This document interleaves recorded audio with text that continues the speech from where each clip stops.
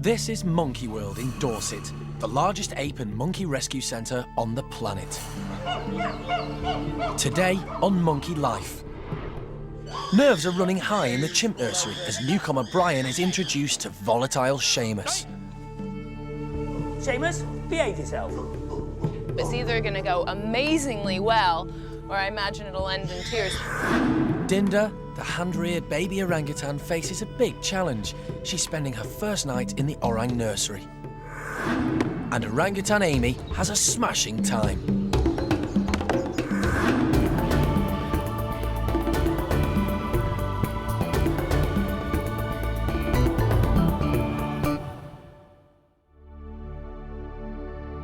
Monkey World Rescue Centre was set up 20 years ago by the late Jim Cronin. It's a thriving 65-acre sanctuary in Dorset, giving refuge to abused and neglected primates. Caring for their 160 animals is Park Director Alison Cronin, Animal Manager Jeremy, and a team of dedicated primate care staff. This park exists for the individual monkeys and apes that need rescuing and what their needs are. And we sort of look at the different groups of monkeys and apes as families, and these are their homes. So as they grow up, we'll grow up with them and evolve. Since Monkey World began, 185 apes and monkeys have been rescued, giving them a second chance of life with their own kind. New arrival, Brian, has been living in the chimp nursery with dominant female Sally and youngsters Ben and Pip. But today he's about to face a big challenge. Brian's going to meet the nursery's naughtiest resident, Sheamus. He's the one sort of we've been wondering about because he's so boisterous, such a little hooligan, and Brian has those same tendencies, so it's either going to go amazingly well or I imagine it'll end in tears pretty quickly if they both get overexcited. Chimpanzees are extremely sociable, and alliances are very important to them. Brian has built up a strong relationship with Sally. So we made sure that Brian stayed at least 24 hours with Sally, all on her own, so that they now have a bond. Sally is the park's resident foster mum. She helped to raise 29 chimps, including Sheamus. And the pair are extremely close. So nobody's quite sure if there'll be friction when Brian arrives. Of course, Sally and Sheamus's bond is stronger, and therefore she might choose Sheamus's side if Brian and Sheamus have a dispute. I think she might actually stick with Brian, though, because I think she's a bit fed up with Sheamus and his boisterous activities. Animal Manager Jeremy is on hand for when Sheamus arrives to make sure things run as smoothly as possible. And it's a good job he is. When Sheamus makes his entrance, he's his typical rowdy self. Hey! Sheamus, behave. Sheamus, behave yourself. There's an air of excitement in the nursery. This meeting could still go very badly. Sheamus, behave. Sally's the boss in here, but Jeremy's on hand to calm things down if needed. He can't stop the chimp's unruly behaviour, but he can step in and take Sheamus outside if he has to. Stop it. Later on, Jeremy needs Sally's help to keep Sheamus under control. Keep on top of this, Sally. Don't let it out your sight. And over in the orangutan's nursery, Mum Xiao Kuai also has her hands full with the confident young Kai.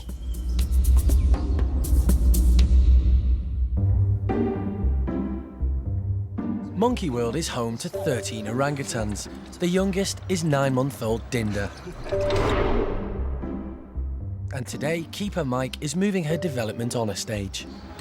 It's your last trip, isn't it? You're going to be a big girl now. You're going to be with all the big boys and girls. No baby, no more.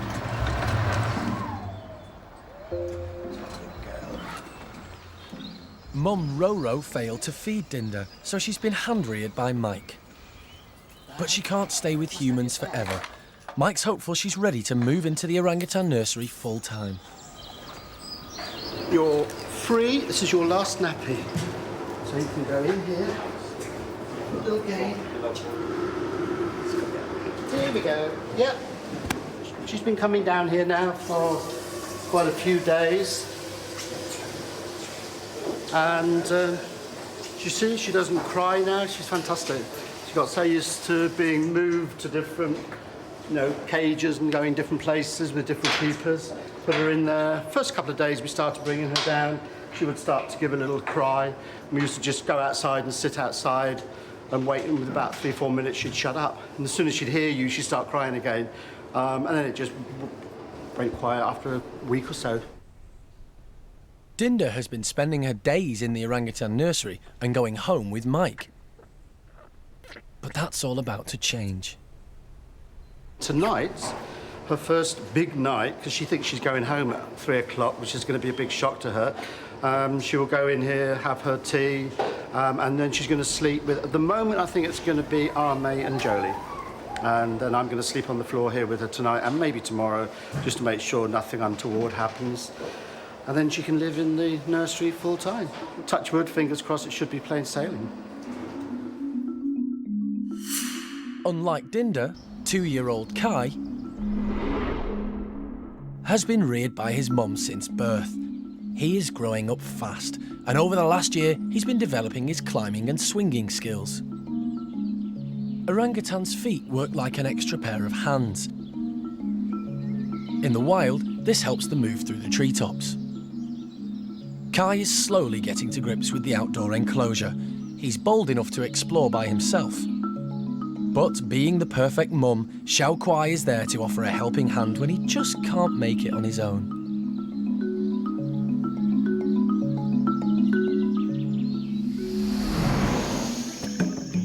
In the wild, young orangutans usually stay with their mothers until they're around 7 years old. They will learn everything from them, including what to eat and how to build nests. Kai's confident and independent. He likes to show off his climbing skills as he explores. Mature, self-sufficient, making his own way in the big, wide world. With Mum a couple of paces behind, just in case. It's a risky business being a baby orangutan, and Xiao Kuai isn't going to take any chances. So, whether it's high up on the tower or lower down on the poles, she follows him on all his adventures.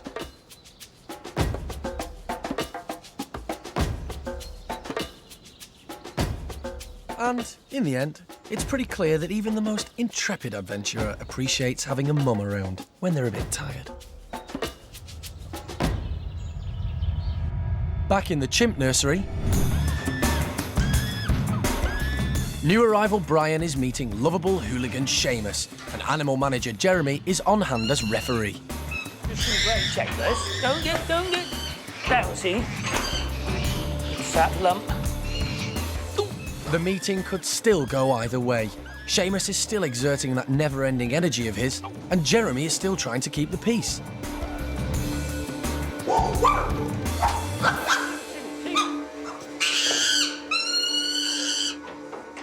Sheamus might be a handful, but Sally's right there to help Jeremy out. Daughter Sal. Good girl, Sal. Good girl, Sal. She's spending her time playing with Sheamus, but there's a reason for this. Sally's keeping him away from Brian. Good girl, Sal. Sort him out. Sort him out. Where's that little boy gone? He's there. It's good boy. Good boy. Good boy. Good boy, Shay. Good boy. Good boy. Let him calm down. It's all a bit much for this little lad. He's doing really well. Sheamus is Tigger. He's big and bouncy with little brain, and so he's all over. You know, he's a bit too big and strong, but then Sally's stepping in and policing everything to keep him under control.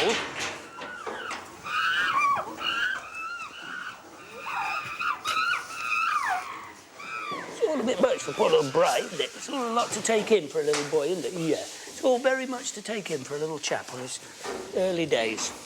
And it's not surprising that Brian's having a hard time settling. Before coming to Monkey World, Brian had a tragic start in life. He was stolen from the wild in West Africa and was smuggled to Mexico, where he was being trained as a beach photographer's prop. But he had a lucky escape. He was confiscated by the Mexican authorities and handed over to Jim and Alison. This is Brian's first week living at Monkey World. You know, he's only a little lad. He's only a very young boy, and he's had, you know, quite a horrendous, well, incredibly horrendous week. He's moved home. He's flown halfway around the world.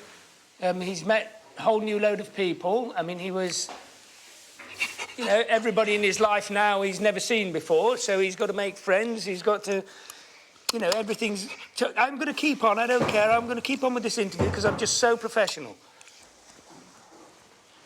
Everything is just totally new to him. So, I mean, he's only a little lad. Of course he's going to be a bit shell-shocked, and every now and again he goes into this sort of shut-off mode, and then he sort of gets his brain together, and then he's back on form again. Brian is a sociable chimp, which is helping his integration. But with a rogue like Sheamus to contend with, Brian definitely needs to look out for himself. Hey, Sheamus, come here. Sit down. Sit down with me and be calm. Yeah, come on, sit down, calm. Calm. Sit down. Oh, no, sorry, I'm trying to keep him calm. I just said how good you are at this. Right, sit here and behave. The nursery can be a chaotic place, and Jeremy certainly has his hands full. And calm, and relax. Deep breath and relax. You're not listening, are you? In Monkey World's chimp nursery, it's been 2 hours since new boy Brian was introduced to hooligan Sheamus. And finally, an air of calm has descended on the group. Just relax. Sheamus, relax. Not the bum in the face. We don't do bums in faces, particularly your farty bottom. Everybody's made it clear to Sheamus that if he touches Brian, that he's in big trouble. And I think the tiny bit of brain cell that Sheamus has got has just dawned on him. 3-year-old Brian is understandably wary of Sheamus, but he's brave enough to join him in a play session.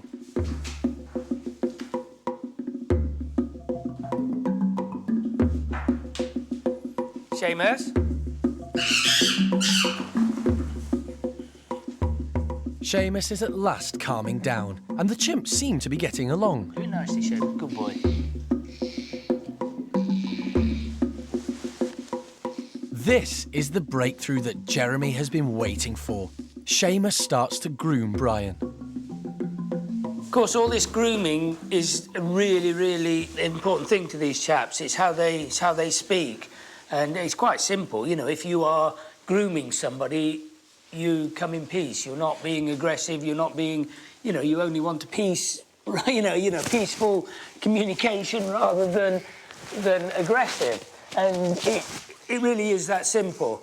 Now, clearly, it is an instinctive thing because young Brian here won't have learnt much, in so much as he's had very little chimpanzee socialising in his life.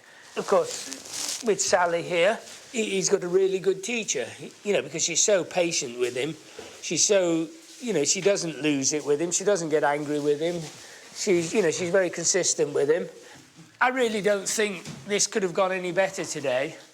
You know, it really is, it's all good. I mean, look at him now. I mean, an hour ago he was very cautious of Sheamus and, you know, he was okay, but he's cautious. Now, in the last few minutes, he's actually instigated contact with Sheamus and playing with Sheamus, and it's all, you know, it's all coming together really nicely.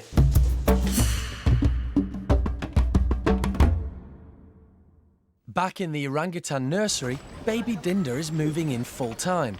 And Keeper Mike is moving in too. This is just for one night. As this is Dinda's first overnight with orangutans, Mike's sleeping alongside her. But these days, he's not into roughing it. But sometimes I've had just a sort of blow-up mattress which goes on the floor. But I thought for the next 2 nights, I'm a little bit older than the last time I did this, I thought for the next 2 nights I'll have a little bit of luxury. Be the first night that she's actually spent with an orangutan rather than a human being for company. So it's a very big night for her. I will be here on the bed here in case anything goes wrong, but I don't think anything will. I think it's going to be a straightforward night. She may wake up during the night and just wonder where she is. Any problems, I'm here, and Jeremy's at the other end of the radio as well. So it's a very important step for her tonight. This is another move on. And it also means, hopefully, that the keepers and myself won't have to sort of sit with her at night time. She's got a nice big cage here and bedrooms that she can climb around in, so she's going to be moving around a lot more. She's going to develop, she's going to work up her appetite more. She's going to grow quicker as well and interact with what she should be interacting with, and that's orangutans. It's a great relief, though, when they do sort of leave home, as it were, and end up being part of the orangutan colony here at Monkey World. And I'll be redundant. That'll be fantastic. But Dinda's not going to be the youngest orang in Monkey World for long. Soon there's news of another baby in need of a new home.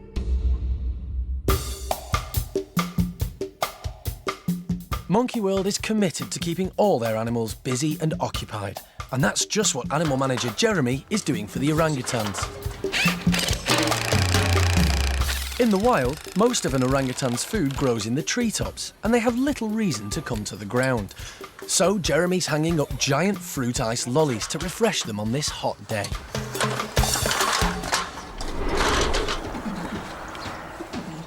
Just like us, an orang's primary sense is sight. And both Roro and Lucky have spotted their prizes. But Lucky's not having much luck. Others want to steal her prize. Leading the way is Amy. She's higher up the group pecking order, so Lucky knows it's best just to let her steal the ice. Amy doesn't share. She is stubborn and not to be messed with. In captivity, orangutans, like most primates, have a hierarchy. At the bottom is Xiao Lan. This means she's going to have to patiently wait her turn. Amy loves her food, and not even 21-year-old male Tuan is going to come between her and her giant ice lolly. Tuan may be bigger and stronger than Amy, but he's smart enough just to sit and watch and wait. Amy is particularly clever, and she's worked out a way of getting to enjoy the ice quicker. But the platform isn't strong enough to crack the prize. When she gives up, Tuan's patience has paid off. He's right there, ready to take over. But even his powerful jaw can't break through. Amy, though, hasn't given up at all. She's just found another ice lolly that looks easier to smash.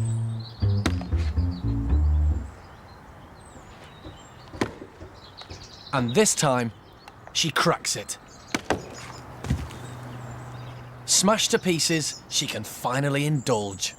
But the big male Tuan has been keeping his eye on Amy, and now he's determined to get his share. Full speed ahead. It's obvious he's not going to give up, so Amy cleverly smashes her share and gives him some. She might be selfish, but she's not stupid. Half a lolly is better than no lolly at all.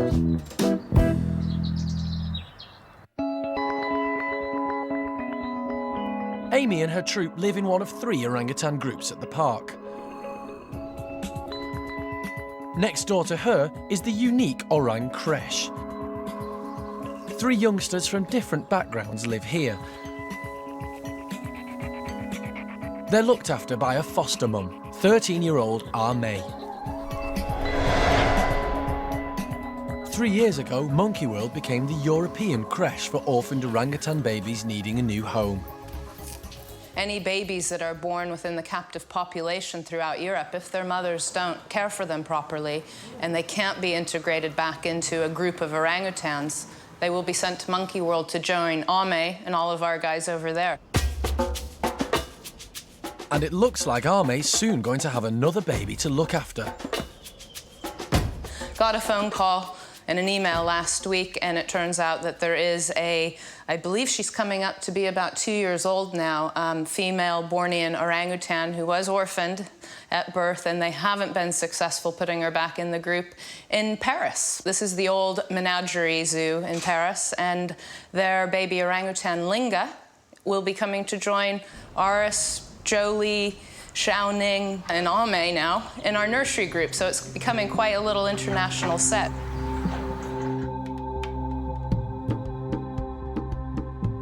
Rescuing primates or giving them a home when needed is a crucial part of Monkey World's work. Linger will be the 186th primate to join the park. And it's animal manager Jeremy who's made the journey to Paris to collect her. He'll need to spend time getting to know Linger. It's important she has someone she feels comfortable with to help her to settle into her new life. This must be Linger. She's the only one that's the right sort of size and age. Certainly looks in good shape. Right, well, let's go and say hello to her then. And next time, Jeremy gets more than he bargained for. Linger has him under attack. No, not the aerial assault, no! In Paddy's chimp group, all hell breaks out. Over a big fruit lolly. And Alison says her goodbyes to Julio, the woolly monkey she hand-reared from birth. Job well done, I guess, because he's quite a nice little lad. Even though you do suck your thumb still. I know.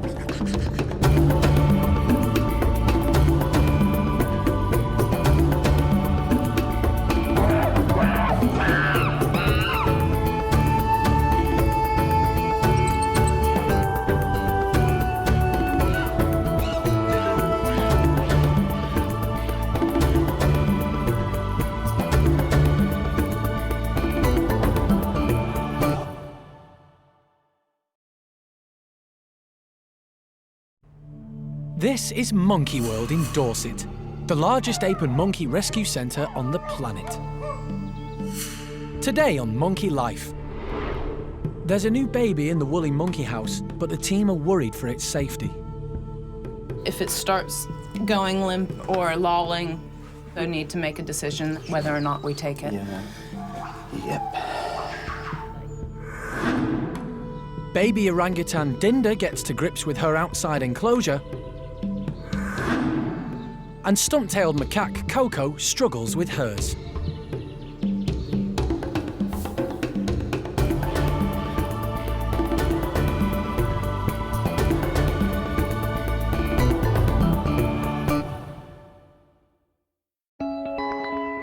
Monkey World Ape Rescue Centre is home to over 160 primates, most of which are subject to their non-breeding policy. But orangutans, golden-cheeked gibbons, and woolly monkeys are all highly endangered and are allowed to breed. Every new baby is crucial. It's morning at Monkey World, and in the woolly monkey house, there's a new arrival. Overnight, 12-year-old Kuna has given birth. Keeper Mike was the first to see mum and baby. So how long since you've been looking at the baby? It's 3/4 of an hour now. Do you have any indication of when it was actually born? I would think it was probably late last night rather than early this morning. The baby looks quite well dry and nice and Fluffy, clean. yeah. Any suckling? Not that we've seen yet. Okay, and no indication on her nipples that the hair's Can't been... even see anything there because she's got the baby in the correct position with the head right up on her chest. Last year, Kuna gave birth to Julio, but when the keepers found them, all was not well. Monkey World caught on camera the moment the baby was being held by its dad. Hands know whether she wants the baby or not, and in the end... And despite everyone's best efforts, Kuna rejected her baby. Hey! Get in there, get in, hey! Grab the monkey, grab the monkey, grab the monkey. Grab. There was no other choice. Julio had to be hand-reared. This time around, the team are observing Kuna closely to check that she is holding the new baby correctly and that it is feeding. It's a tense time. it's a nightmare, isn't it? No, it's great. No, yeah, but it's just this sort of worrying. Is she going to feed? Is she not? And it's so difficult. It is what it is. So I would propose that exactly 24 hours from now we reassess, assuming that she's still looking after it properly. We do need to keep a close eye that it doesn't start. If it starts going limp or lolling, we also need to make a decision then and whether or not we take it. Yeah. Okay. Yep. But later, the team is taking no chances. At this point, you know, it's now late afternoon, and we need to decide whether the baby's coming away from Kuna. Maybe she's never going to be a good mum. And over in Hananya's group, leading ladies Cherry and Peggy better watch out. New girl Johnny is after their position at the top.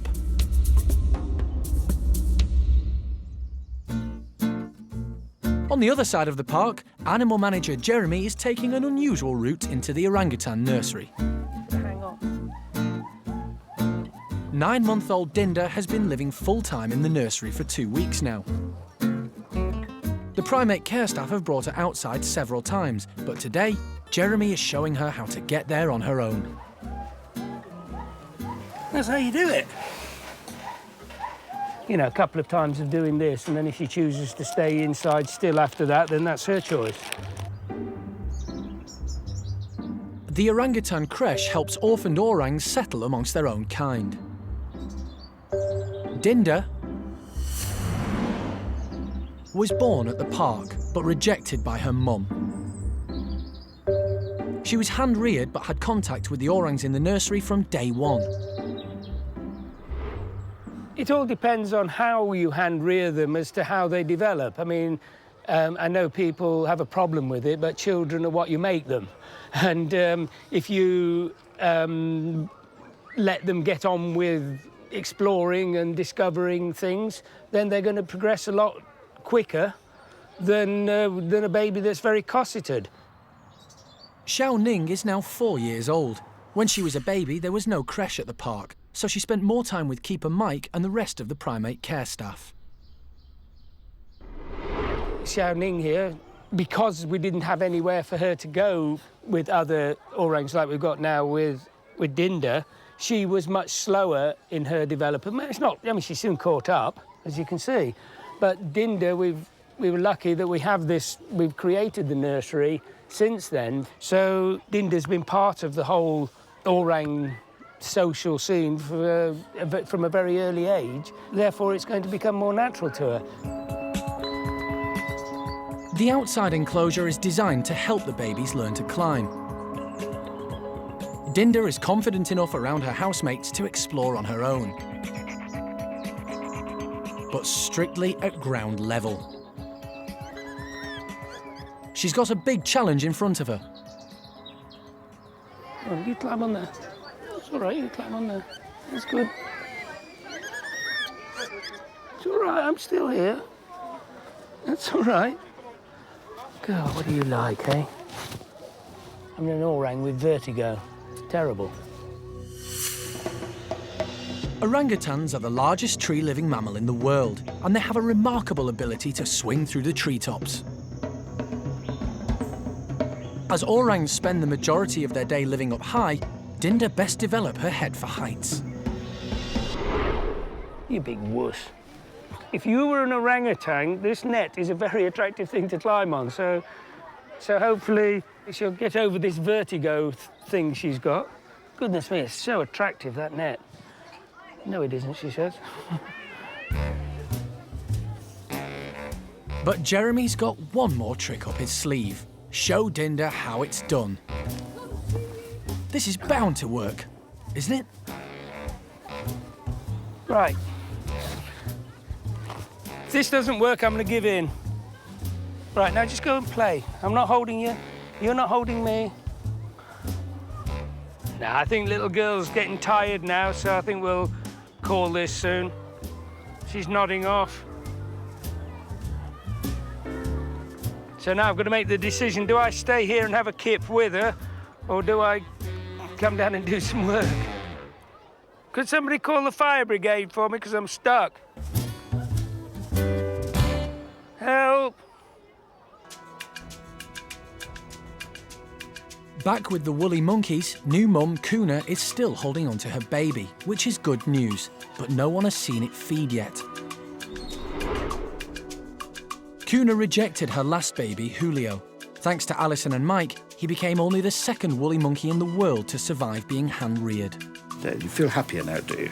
I can hear you stuffing in the air. The team haven't decided whether or not they should take this baby away to be hand-reared, but they want to be prepared. So we're getting ready for all eventualities. Everything that I used and Mike used with Julio, we've boxed up and we've got here. So now we just need to make best plan, because I think at this point, you know, it's now late afternoon and we need to decide whether the baby's coming away from Kuna. What do you think? Oh, God. That says it all. I think, knowing her past record with the other one, I think we ought to probably err and be a bit cautious and take it away. Maybe she's never going to be a good mum. You know, some primates just will never entertain the idea of having a baby and holding it even. It's just this crucial thing of trying to find the baby to suckle. And the nipples are so far under the armpit, it's covered in hair. It's like even a mother that rears a baby, you don't hardly ever see it suckling. There's so many things to... So rather than have another disaster, you know, hopefully if we take it, you know, as Alison did with little Julio, you know, we can make this one survive. And Julio's gone back in that group.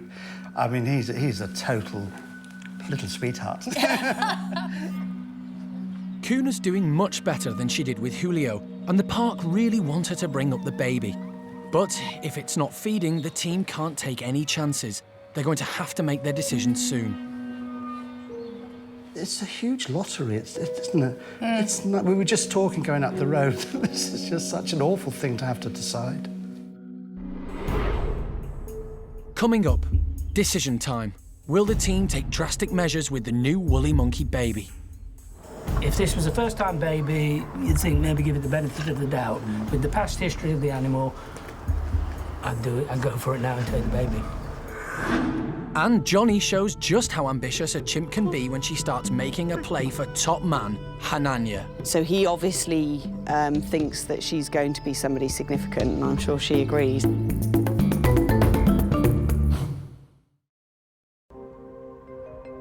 At Monkey World in Dorset, the park's 11 woolly monkeys are part of the European Endangered Species breeding programme. In the early hours of the morning, 12-year-old Kuna gave birth to her second baby. The team have been watching them closely. But the infant hasn't suckled and mum isn't holding the baby properly. If the baby doesn't feed, it'll become weak and dehydrated, and this could prove fatal. It's now the end of the first day, and baby hasn't suckled yet, that's for sure. So that's not good. But more concerning to us right now, actually, is the fact that whenever Kuna moves around, the baby's legs and tail are hanging. So she's supporting it behind the back of the neck and at maybe the top of the back. But the rest, you know, the baby's holding on with its hands, but it's not holding tight with its legs and tail, which it should be. It really doesn't look too good. I mean, it just really is the most terrible thing in the world. I really don't want to take it from her because she's trying. But the baby's not thriving. There is no obvious answer for this. We need to make a team decision on this, and everybody really does need to have a bit of an opinion. I don't like watching her fly around with it. It looks downright almost dangerous for the baby when she's moving quickly. The rest of the primate care staff come to observe Kuna and her infant before making the final decision. The legs and the tail still aren't tight. It doesn't appear to be improving per se. We can leave it until tomorrow morning, but... If this was a first-time baby, you'd think maybe give it the benefit of the doubt. With the past history of the animal, I'd do it. I'd go for it now and take the baby. Yeah, me too, actually. Ooh, that's really hanging. Okay, last image did it for me, I think, unless anybody has any other opinion. So. The baby's hanging limp from its back end. Yeah?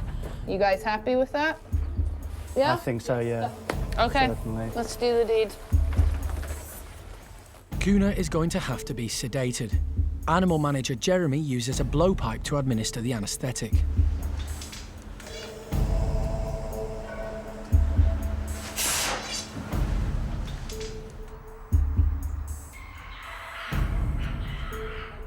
The newborn has been taken away, and it's another boy for Kuna.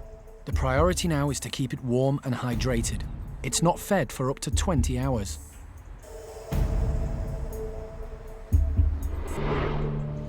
Later, it's touch and go. Can the team get fluids into the baby woolly monkey in time? Very slow. The nutrition is not the issue, it's the dehydration that when you're this size that's the big worry. And female stump-tailed macaque Coco also clings on for dear life.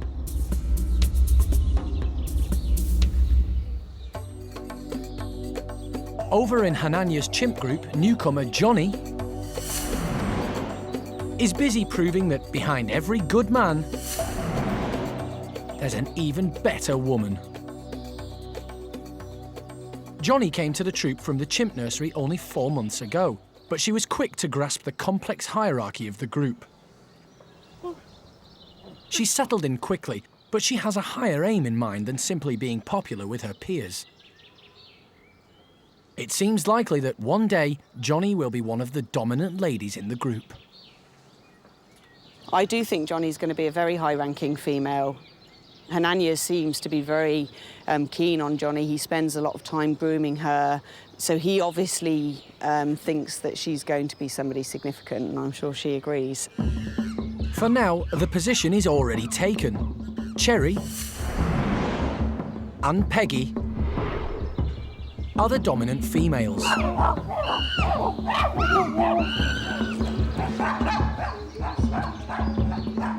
This is made clear from the amount of attention they receive from the rest of the group.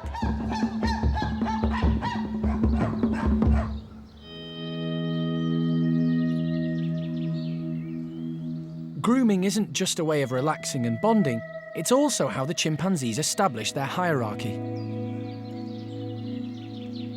The more important you are, the more pampering you receive, and Cherry and Peggy get more than their fair share.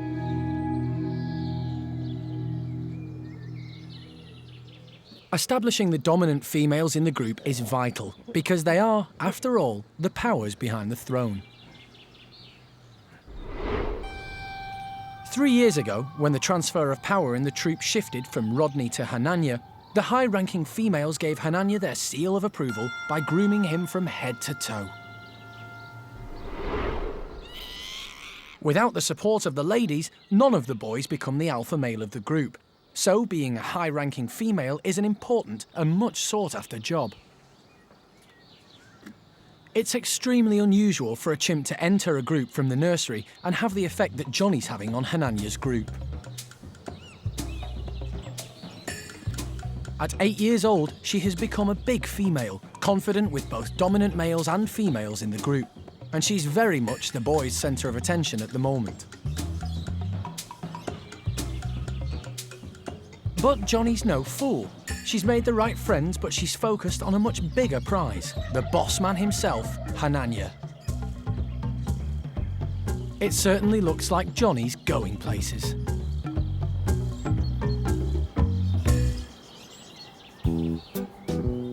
Over in the stump-tailed macaque house, new girl Coco heads outdoors every day. She's very cautious, but she seems to be getting fitter. Now, her movement's improved a lot since she got here. She still struggles with round objects, especially on moist days like today, where she will slip off poles and things. She has improved. If she loses her balance slightly, she can normally regain it, as long as the poles aren't actually slippy. When Coco arrived at the park, she was overweight and unfit. The park put her on a diet and began to work at making her more active and healthy. Now, she actually lost a third of her weight in the first 6 months she was here, and she's still losing weight. She is 11 kilos. The park encourages the primates to live together as naturally as possible. Now Coco is healthier, the staff have stopped going in to weigh her or handle her. Coco now lives with the geriatric boys, Roland and Gerald. Their enclosure is designed differently to the boys next door because of their mobility problems, and even these designs present challenges.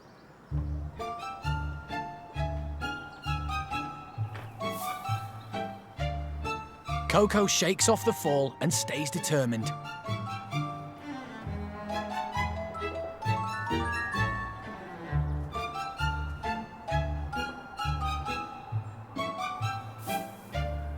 After 2 slips, Coco works out a better way to get where she wants to go. Oh, she's very stubborn. She slipped down the first pole, so she then chose another path round. So she's got the intelligence to do that and the mobility to do that now. She's doing incredibly well today. She's right round at a point that we haven't had her before. If she wants to do something, she'll do it. If there's anything in her way, she'll generally push it out the way unless she can't. And then she'll keep going until she gets bored, and then she'll find an alternative route. Coco's rehabilitation is going very well, and life for her has certainly improved.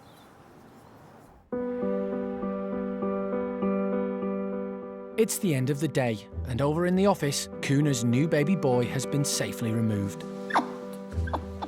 Kuna wasn't holding him properly, and he wasn't feeding, so the team had to take action. Yep, he's already sort of making little suckling moves, so we'll need to get some fluid into him and weigh him. 410, 410, 410 grams. The team didn't see the baby suckle throughout the day. Alison's worried that he's dehydrated. If I pinch his skin on his arm, it stays peaked. You see that peak right there? That's an indicator. If you normally pinch your skin, if you're not dehydrated, it springs right back. The fact that it holds a peak at all means that he's dehydrated. So first order of business is just getting a bit of fluid into him, and something that isn't going to necessarily cause diarrhea. Now, the first time that he takes the milk, it might actually cause him a little bit of diarrhea because his stomach and his gut isn't used to it. Very slow. And so you just want to get the fluid into him before you start. The nutrition is not the issue, it's the dehydration that when you're this size that's the big worry. 18 months ago, Alison hand-reared the newborn's brother, Julio, and discovered baby woolly monkeys thrive on constant contact. She needs to do the same for the latest arrival. Such a good boy. I know. And as soon as I move away, even just from this distance, he wants to be right here looking at me and tucked up. And I believe that's why these don't thrive in an incubator. If you were to take him and set him down, all of that interest in moving around would just disappear and he would end up just laying in the incubator. So once again, we'll go through the deal of carrying him around just like his mum would. Woolly monkey babies are extremely fragile and are notoriously difficult to hand-rear. So Alison has her work cut out if this little one is going to make it and become only the 3rd to survive this treatment in the world. Next time, the new woolly monkey baby is 24 hours old, but his survival hangs in the balance. It's still way too early to say whether or not, this little guy is gonna make it or not. In the chimp nursery, young Brian gets hassle from bully boy Sheamus. And the team are concerned that chimp Charlie is being picked on. They need to decide if he can stay living with the bachelor group. Charlie's always been a loner. I don't think he sees any point in chimpanzees whatsoever.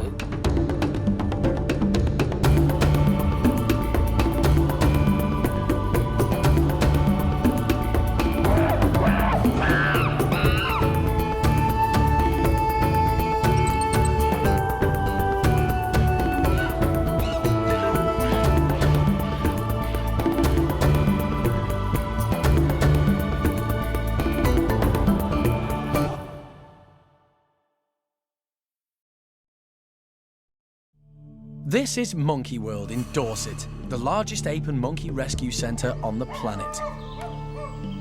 Today on Monkey Life. Orangutan youngster Xiao Ning goes crazy on too much sugary fruit.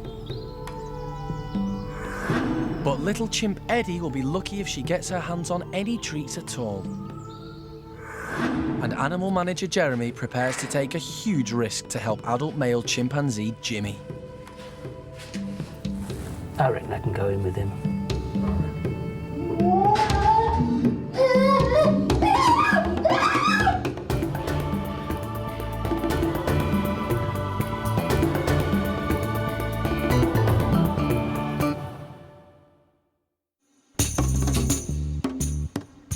Monkey World is home to 15 different species of apes and monkeys.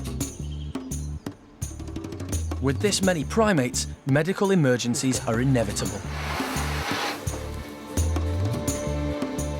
23-year-old Jimmy has a nasty leg infection, and no one knows what caused it. The keepers try to clean it every day, but it's not easy through the mesh. Jim leg. Jim leg. So animal manager Jeremy has a plan. Hello, Jim leg.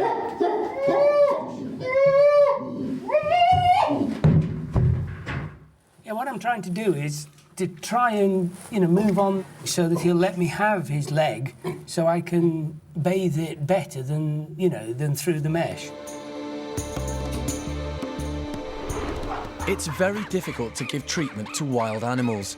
Male chimpanzees are up to 6 times stronger than an adult man.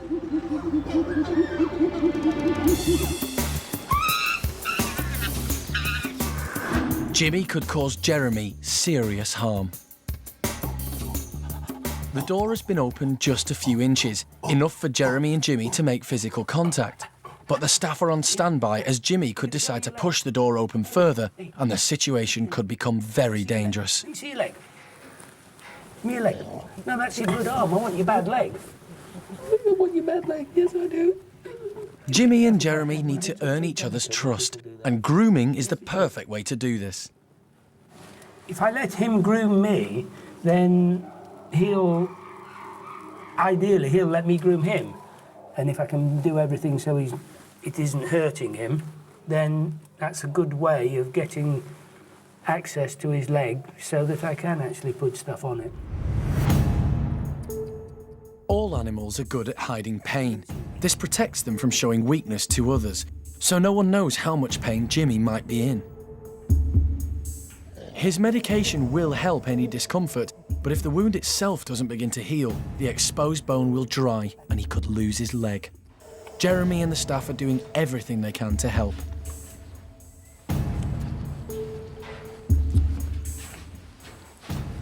The thing is, me and Jimmy go back a long way. He was a part of the original A-team, if you like, the first Chimps. I've known Jimmy for 20 years. The more we can help him, the better the chances are we can save the leg. What do you want? You want that? Did that go up your nose? Did those bubbles go up your nose?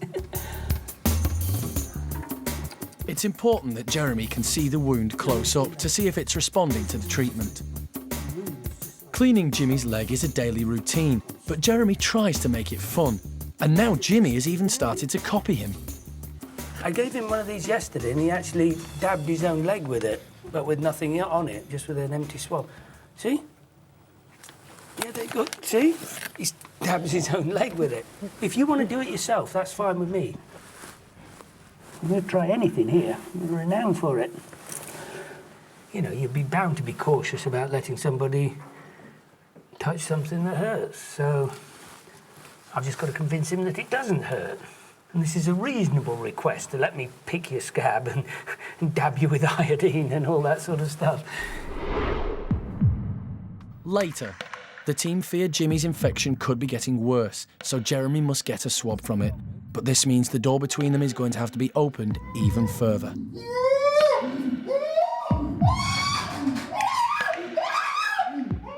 He knows I want that swab, so he's not playing. And in the Orang nursery, Xiao Ning shows she's boss when it comes to getting hold of the treats.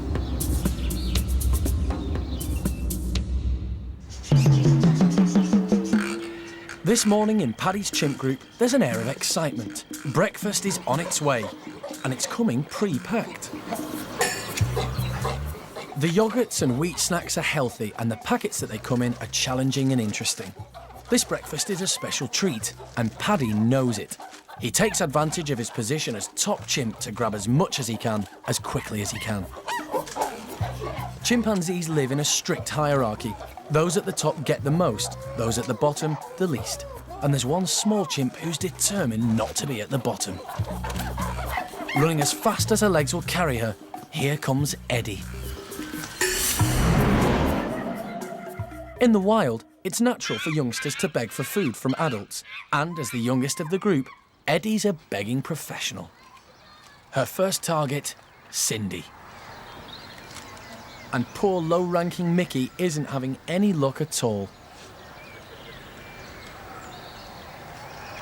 Hebe is also one of the youngsters of the group and having some of the same difficulties as Eddie.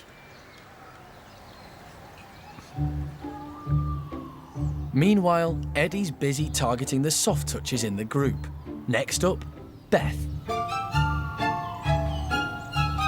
But Beth's a tougher prospect than Eddie thought. She's not getting anywhere with her.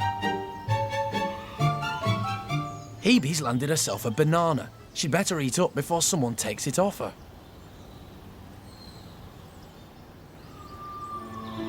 Eddie's struck out twice, and she's not used to failure. It's time to get serious, so she targets Zoe. And the tactic pays off.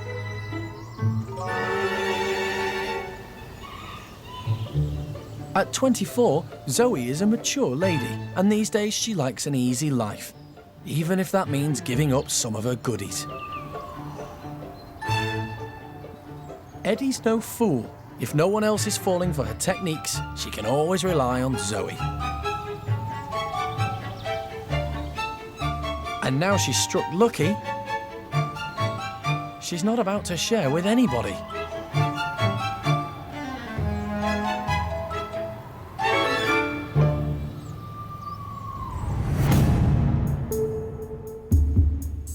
Back in the chimpanzee bedrooms, animal manager Jeremy has returned to see Jimmy. He needs to get a swab from Jimmy's infected leg for analysis. Today, the adult male will just not let the keepers near his wound for treatment, and they're concerned that the infection may get worse. So far, the door between them has only been slightly open, but now it will be opened fully. It's nerve-wracking, as now there will be no barriers between the pair. I reckon I can go in with him. This is a very dangerous situation. Jeremy has 34 years' experience working with animals and has developed a unique relationship with them.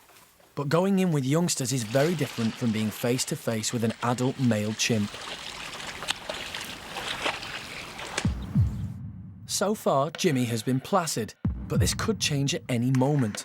No one knows if he's in pain. If he is, he could get agitated. And he's been known to be aggressive in the past.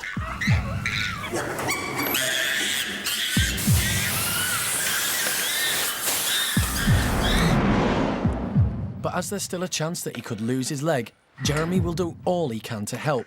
And to do that, he has to get closer. Armed with goodies, Jeremy's confident that opening the door fully is the right thing to do. You're not having all, no, you're not having all of it. No. Right, open it all the way. But it's been a long time since the two have been in together, and Jeremy is nervous. We've got banana. There's banana. How's your leg? Eh? Come on. Now, I have not been in with him for probably 17 years or so. So, but, you know, this isn't... I just haven't opened the door and walked in. This is something I've been building up to for I have. Look, I know what I'm talking about. Oh, you're not going to help me, are you? No, because we're mates, aren't we? Are we mates? Yes, you're supposed to say... You didn't do the right thing then, did you? No, don't put my hand in your mouth. I don't play that game. No, this is all mine. This is all my stuff in here. You don't have it any. No, it's all mine. It's all mine. Although Jeremy isn't completely inside the room, standing in the doorway is every bit as dangerous. But he stays focused on getting the swab he needs.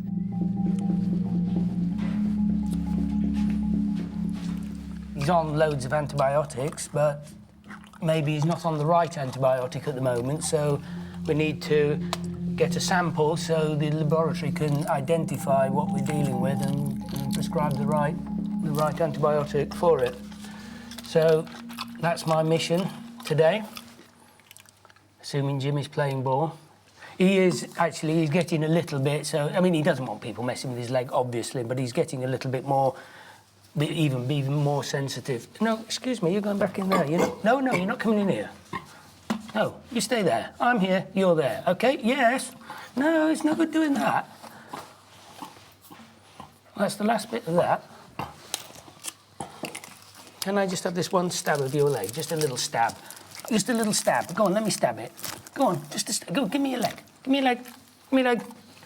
I'm going to stab it. Hey, what? Can I just put that in your leg? No, you mustn't touch it. No, get out. Get back in there. Go on. No, come on, give me your leg. Give me your leg. No, this is Jeremy land. See that line there? Don't go past it, all right? This is my patch. Come here. Come on. Jimmy knows what Jeremy is after and starts playing up. Don't get all sensitive on me.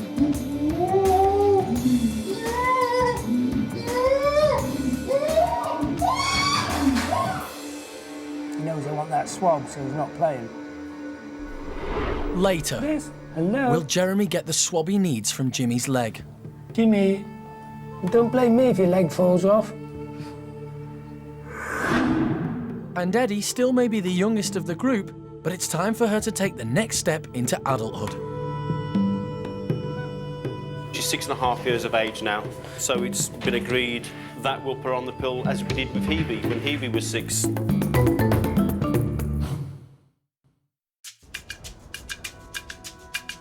At Monkey World in Dorset, animal manager Jeremy is on a mission to get a swab from chimpanzee Jimmy. Go on, let me stab it. Go on, go, give me your leg. Give me your leg. Give me your leg. Jimmy has an ulcerated leg wound and doesn't want anyone touching it. He's on medication, but the infection could be growing. The team need a swab to find out. He knows I want that swab, so he's not playing.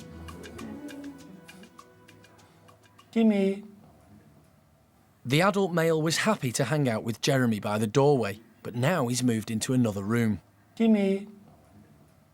And not even treats are tempting him back in. What's this? This? Hello? You tart. Come over here. Jimmy. I can see you. I do a little pyramid with them.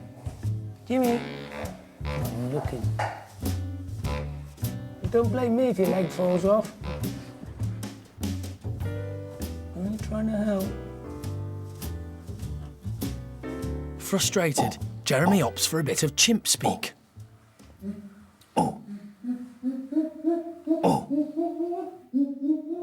Which seems to perk up Jimmy's interest. That's easy for you to say. Isn't it? Is that your final word on the matter? Or do you want time to think? And phone a friend or something like that? Well, I don't blame him. You know, a nasty wound like that, somebody jabbing a swab into it isn't very pleasant, is it? No. Well, you just want to play silly games now, don't you? You just want to play silly games just because you're a silly, silly boy. Yes, you are. Jimmy's now distracted by his favourite yoghurt.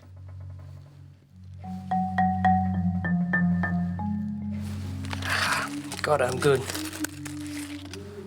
It's all a learning curve. I mean, he was as nervous as I was to start with, but now it's... we're getting more relaxed together, but equally I mustn't let him be in charge. Otherwise it's, you know, you mustn't let it get too familiar. Otherwise it'll end in tears, and they'll probably be mine. They'll definitely be mine. You want to play rough games, and then when you get rough, you'll soon realise that I'm a little wimp. I'm not nearly as strong as you. You are ready to, on that slide, to close it quickly if needs be. Yeah. Jeremy's mission has gone well, but a reminder of Jimmy's size and strength is never far away.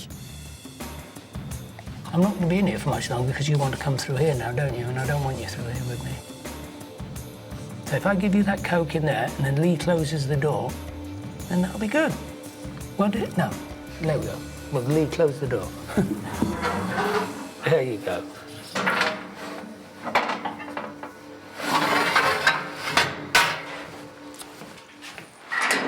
It'll be a few days before the results of the swab come back. Then the team will know if the wound can heal and if Jimmy will keep his leg.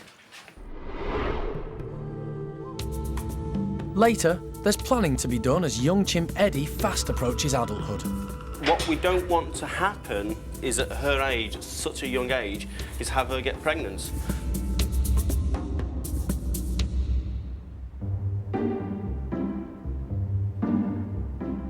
Today, the nursery orangutans are getting a real treat. Papaya. First to spot the fruit is newcomer, Linger. She's only been at the park for a few weeks, but she's already one of the gang. In the wild, fruit is a large part of the orang's diet, and papaya is high in vitamin C and a good source of fibre. But it's also high in sugar, which affects these apes just like it does humans, especially Xiaoning.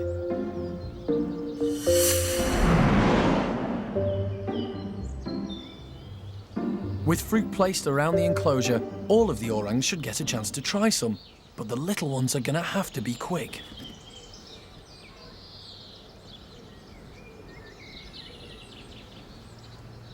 Xiaoning finds some in her favourite spot. And Ah Mei can't shake off Jolie quick enough. Ah Mei is usually a mother figure to the youngsters, but today the papaya is more important.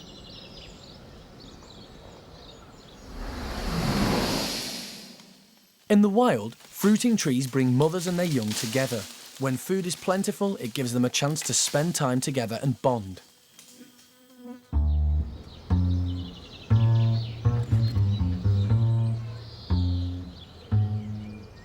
But at the park, Xiaoning's not wasting any time with pleasantries. She's even prepared to swipe a piece off her sister. Getting away with the big bit and leaving her sister with the rind. It looks like Xiaoning's experiencing the beginnings of a sugar rush as she heads off to find more. Aris, on the other hand, is totally stuffed.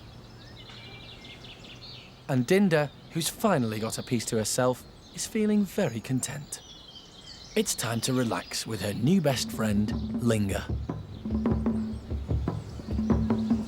While Xiaoning acts as a reminder why too much sugar in the afternoon is not always a good thing for youngsters.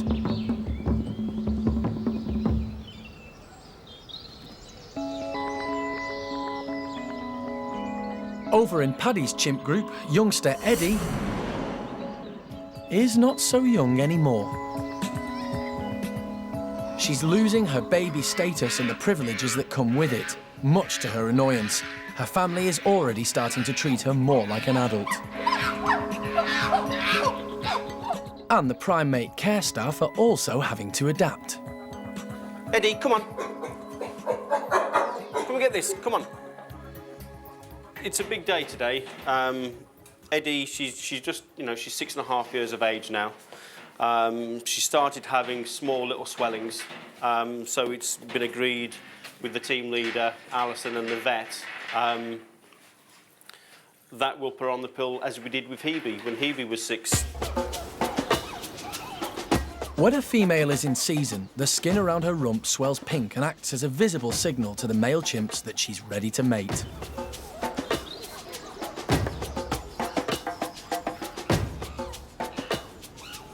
Monkey World likes to have room for other primates that need rescuing, so usually operates a non-breeding policy.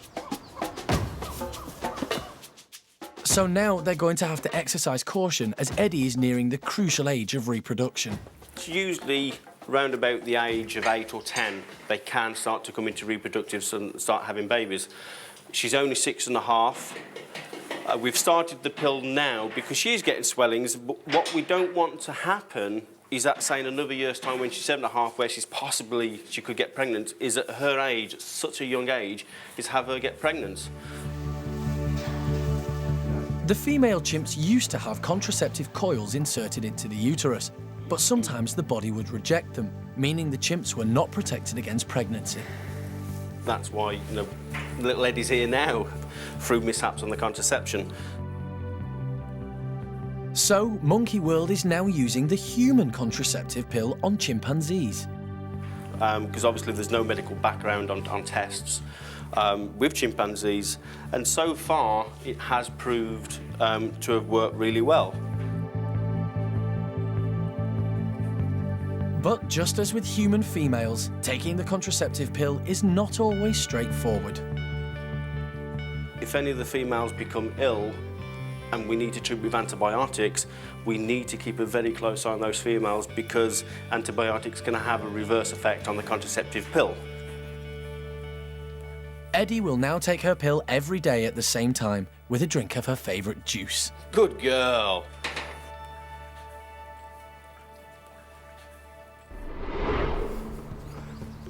Next time, chimpanzee Brian gets a painful lesson when he goes outdoors for the first time. Obviously, he's got to learn the electric fence. Good boy. Woolly monkey Julio also takes his first steps outside. And in Paddy's chimp group, Lee gets hands-on with Susie. Is she pregnant for the second time?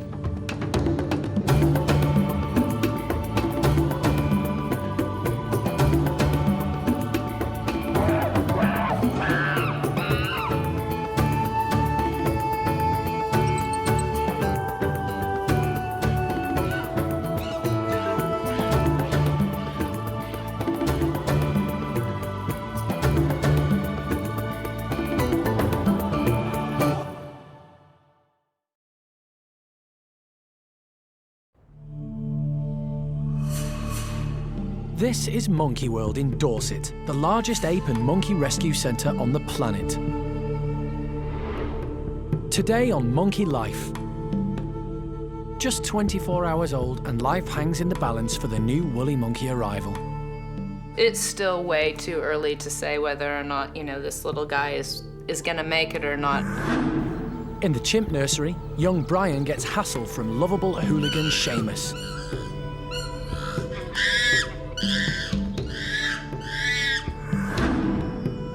And chimp Charlie is being picked on. Are his days living with the bachelor group numbered? Charlie's always been a loner. I don't think he sees any point in chimpanzees whatsoever.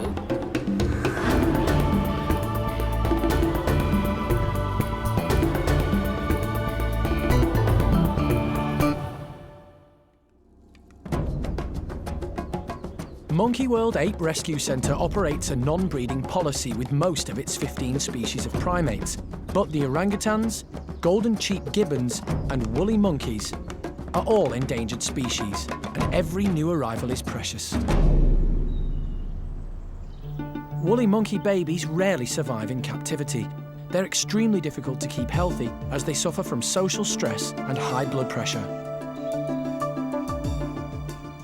But 5 healthy woolly babies have been born at the park, and yesterday marked the birth of the latest arrival. And he's being hand-reared by park director Alison. It was a long night, but actually we did pretty well. I came home with the intention of having to feed him every single hour, but it became clear from the start that he didn't want to be fed every hour. So I backed off, and really we sort of went every 2 hours last night. And, we're just taking it easy and relaxing, and I think he's, slowly but surely getting hydrated again. He was a little bit dehydrated yesterday, and that's better now. Good boy. Alison's an old hand at playing mum to woolly babies. Yes, I know. Oh, yes, you're such a good boy. 18 months ago, she hand-reared Julio. He now lives with his woolly family, and he's looking good. Hopefully, Alison can give this little one the same start in life. There have been a few shocks and surprises along the way. You know, I've done Julio before, so I sort of knew what to expect. But this little guy, I mean, I guess it isn't surprising, is quite a bit different than Julio. To begin with, I mean, he was born not a third again more, but almost a third again more in weight. Julio was 313 grams. This little guy was 410 yesterday. I think he's a little more together and alert in terms of looking around and the eyes focusing. But the biggest and most shocking thing is that, you know, he's been a bit grizzly and he wasn't on for sort of taking feeds every hour. And so I sort of started checking him out, and at one point in time he did latch onto my finger, and what I found is that he's already cut his first 3 teeth. And he's got, if I can get his lips open there, you can see the 2 top teeth and the 2 top incisors poking through, and his canine tooth on the top left has also come through and is quite pointy and sharp. So this poor little guy, within the first 24 hours of his life, is already teething. Julio was day 11 for the teeth. But even though he looks fit and healthy, this little Wooly is not out of danger yet. Within the first 24 hours, it's still way too early to say whether or not, you know, this little guy is gonna make it or not. I mean, he's cute as a button, and we're gonna do everything we can to ensure that, you know, like Julio, he gets the very best start in life. But it is very early days yet, you know, and really anything could happen. I'm feeding him with the dropper, and because of the teething thing, you know, it's not exactly a good eater at the moment. But, you know, he's getting there, but we still have to be very cautious about him inhaling any of the milks. Just one little drop of milk into his lungs, which aren't fully inflated and developed yet, would be bad, and he could get a lung infection. There's also any, you know, colds, flus, bacteria in the world. There was a little sneeze. But, you know, you can't panic about things. You have to sort of remain calm, not worry about necessarily sort of how much he's eating, just to make sure that he's not dehydrating, and let him lead the way. Later, Alison's mothering duties become distinctly less glamorous. Hey, we've had a huge pee. That's excellent news. And stump-tailed macaque Jonathan's losing his hair. It's not a pretty sight.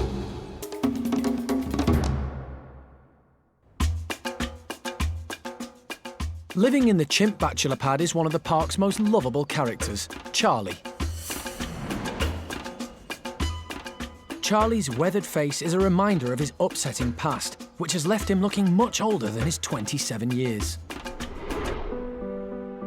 When he arrived at the park, he was a drug addict with cataracts, fractured feet and a broken jaw.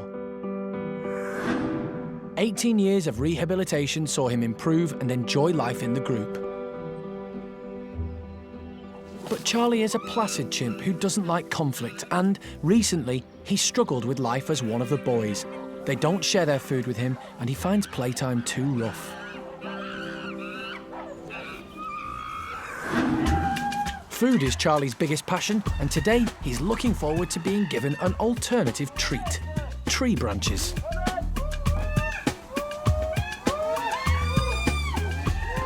As well as fruit, vegetables and healthy snacks, leafy branches are a regular part of a chimpanzee's diet. Come on, Charlie. The group enjoy the branches, but Charlie's been left out again. He's finding it increasingly difficult to compete with the others. Charlie doesn't have a best friend. He moves in on Buxom to see if he will share, but Buxom can be aggressive.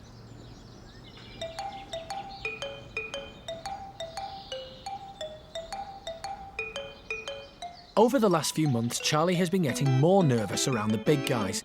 He only has 3 teeth to protect him, and his position in the group hierarchy is sliding. But Charlie's love of food is stronger than his fear. While Buxom's polishing off the leaves as quickly as he can strip them from the branches, Charlie plucks up the courage to grab a few sneaky bits. It's good to see Charlie's finally getting a taste, and although it's not in a chimp's nature to share, Buxom tolerates Charlie, for now. Charlie's health and happiness are very important to the Monkey World team. They're beginning to wonder if the bachelor pad is the best place for him.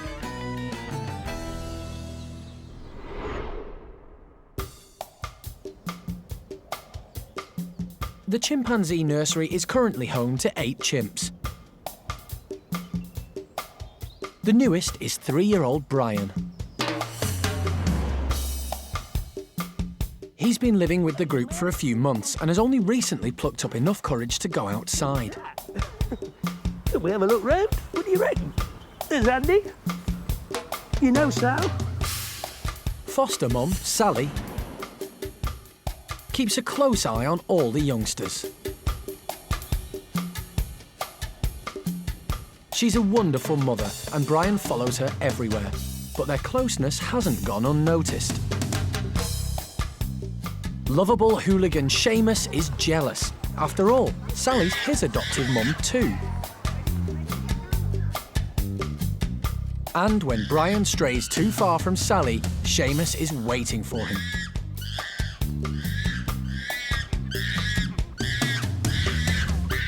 Sally has always spoilt Sheamus rotten. It's one of the reasons he's so naughty. But even she is getting tired of him right now. Little Brian needs her more than Sheamus does.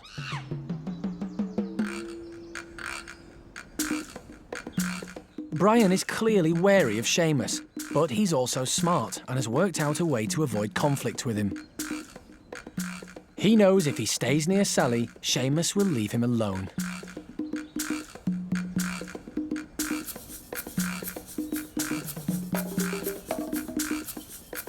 Sally loves little boys, and once again, she's faultless in her mothering role with Brian. She's happy to give him all the support he needs to settle into his new home.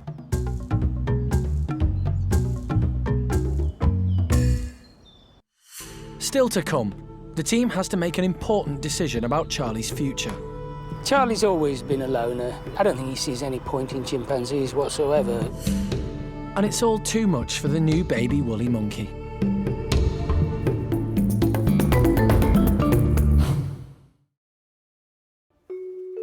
Back with Alison and the woolly baby, it's time for the unglamorous side of motherhood. Hey, we've had a huge pee. That's excellent news. Excellent news. I just need to see him sort of defecate and know that his guts are moving.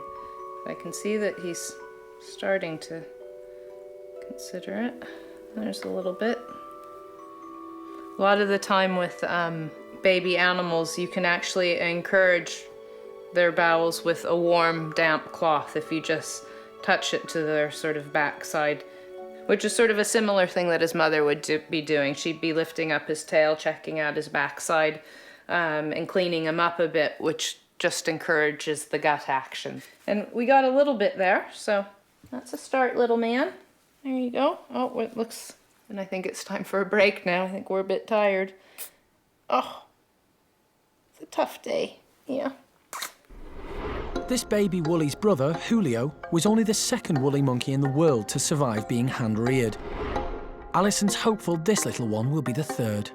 Yeah, I think I am feeling quite comfortable and perhaps confident with this little one, because you know what to expect this time, and I know that he's not like a little China doll, and that he is quite robust, and that actually it's very good for me to move him around in a fairly rough way. I mean, it's funny, people sort of come in and see him for the first time, and when they touch him, they touch him like he was porcelain, or, like he might break and stuff, and really he's quite roughy-tufty, and keep in mind that he should be sort of clinging to his mum and holding on as she's flying around the enclosure. So, I mean, this tail is quite strong and can hold his weight.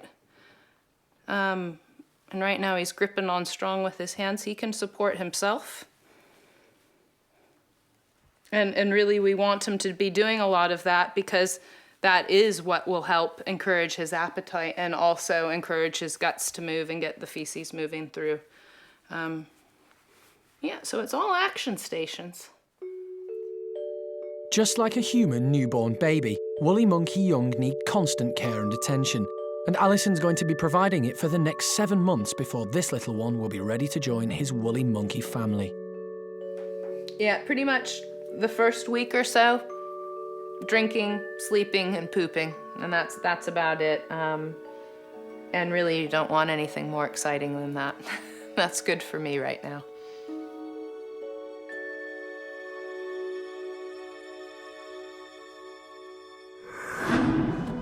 Later, the stump-tailed macaque enclosure gets a makeover, but will it distract them long enough for Jonathan's hair to grow back?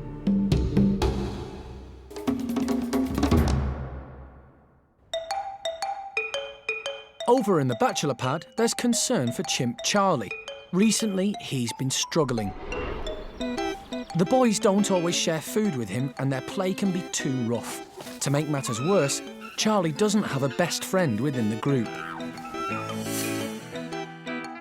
So the team have come to a decision. He's to be separated off from the rest of the group for a short time every day, and animal manager Jeremy is going in to cheer him up. Two things, really. I want to keep a very close eye on him so that nothing slips us by, or is less likely to slip us by. And two, I need cheering up, and I want to go and play with Charlie. I mean, I'm not going to try and make something out of this that it isn't. It's my bit of time for me and Charlie. We're just going to go and hang out. Jeremy's aim is to give Charlie a little extra food and attention every day. The other chimps are kept occupied with treats, so they don't notice his absence. If they did, they might pick on him when he returns. Jeremy has known Charlie for 19 years, and they share a close bond. Hello, my man. Hang on a minute. Hold my hand. Good boy. Yes, it's good to see you too. Come on. Good boy. Come on. But as happy as Charlie is to see Jeremy, he's clearly more excited by the goodies his old friend has brought him. What? Look, the bag. What we got today? Hey, what we got today? This is the tricky bit. Albert Einstein, eat your heart out. Every day, he will be separated at this time and get a treat of some description so that the routine this time of the day will be carved in stone, that every day something nice will happen and he will be separated, and then the primate care staff can have a look at him and, you know, check him over and make sure he's okay. He does wonder why he can't just have all this food on a plate and just eat it. Well, we've got to go through this stupid ritual. As you can see, I might as well not be here at the moment because we've got treasure. What we got today? Look, there's something in here. You're not. You're so silly. Look, there's stuff wrapped up in. What's that?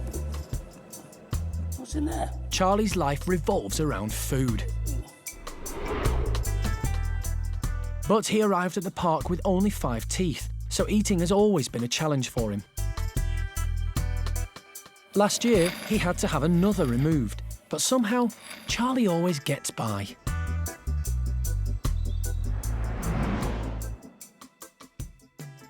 We've tried him on lots of things to try and get the emphasis off of food, but Charlie just doesn't care. If he's not got food, he's just not interested. Look at this toy. Yeah, OK. That's a piece of string. It's not a toy, you know. Whereas if he's got food and... So, what the heck? He's special. Is that good? Hey? Is it good? What you got in there? Let's have a look. Let me see what you got. You've eaten it all. It's all gone. What's that all about? What's in that one? There's another one there. See? We don't get to share it very much, do we? That was mine. But I do nick some.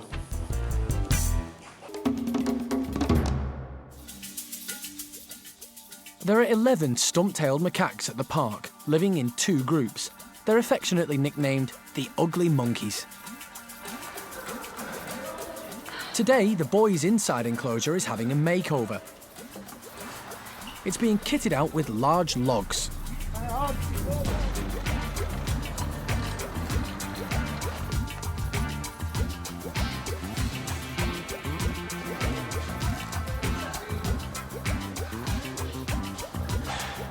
The keepers want to distract the uglies from some behaviour which has been making them look even more ugly.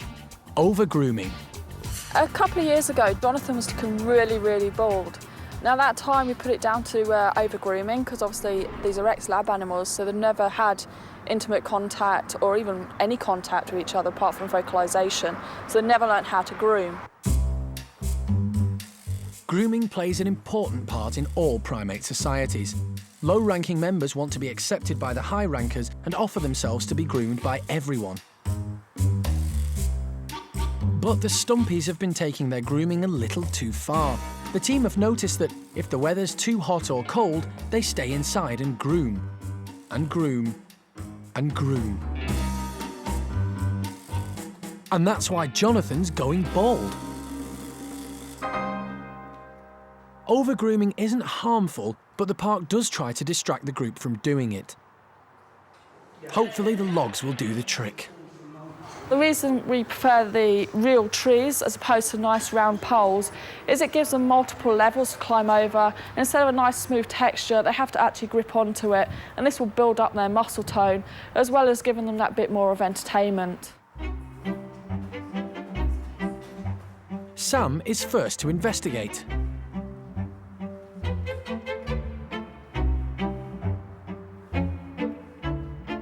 But the rest of the uglies have got something more important in mind: breakfast. In the wild, Stumpies can venture up to 3 kilometres a day foraging for food, but these 8 prefer a slower pace of life. Primates, like most animals, love to eat, and new stuff in the enclosure can only mean one thing: food. These guys are on a diet, so it's important they're kept active. And these large branches are a perfect way to do this, as they're encouraging them to climb, which will improve their flexibility and muscle tone.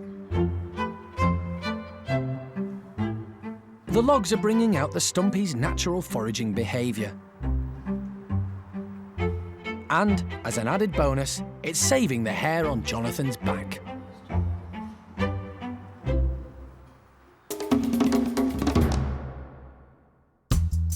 Back with Charlie and animal manager Jeremy, it's playtime. Charlie. But the remnants of honey stuck on Charlie's nose are far too distracting. Charlie, pick your nose. Hey, you gonna do that all day? Charlie definitely enjoys a slow pace of life, but Jeremy wants him to have some fun. Wait, stop it. Come here. Wait, come here. Charlie's always been a loner. I don't think he sees any point in chimpanzees whatsoever, to be honest with you. I mean, he's okay with them, and he'll hang out with them a bit, but he's not... You know, I don't think he's got much value for chimpanzees, to be honest with you. They're more of a nuisance to him than a value. What are you doing? What are you doing? What are we doing? I can't climb about like that. The other bachelor chimps play too rough for Charlie. I'm going to jump on you in a minute.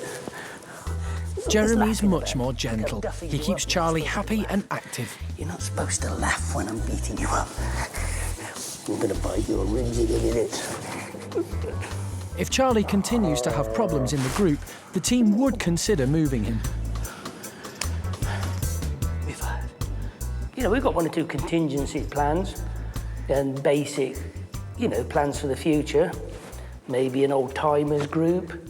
You know, there's lots of options that we talk about. No, nothing specific, but it'd be nice to have a group for the old codgers. That'd be great fun. And I want to look after them. Grumpy old men together, you know. Poor old lad, aren't you? Eh? Next time. The path of true love never did run smooth, not even for golden-cheeked gibbons. We're going to give them the best option that we can by offering her another male and by offering him a lady who won't be quite so nasty to him. Naughty Sheamus is being nice to young Brian for a change, but how long will it last? And there comes a point in every young orangutan's life when it's time to move on. Aris can be a little bit boisterous with the youngsters sometimes, and he's growing up a little bit now. He's getting a bit older, so maybe it's time to be with the older guys.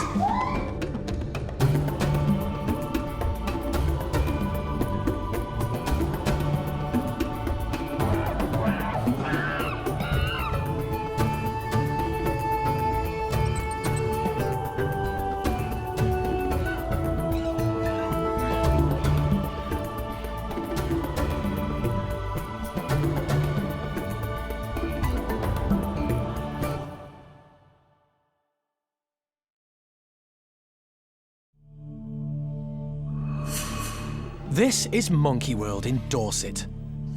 the largest ape and monkey rescue centre on the planet. Today on Monkey Life, animal manager Jeremy is under attack. Not the aerial assault, no!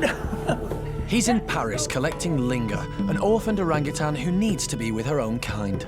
You have got too much energy and you're too ugly and we don't want you. We've changed our mind, you're not coming out with us.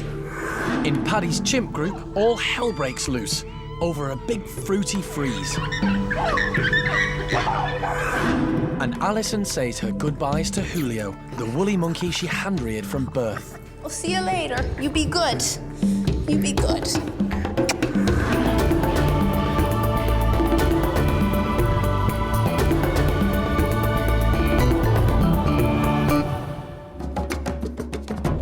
Over the past 21 years, Monkey World has rescued and rehabilitated 185 primates. 10 of these have been orangutans.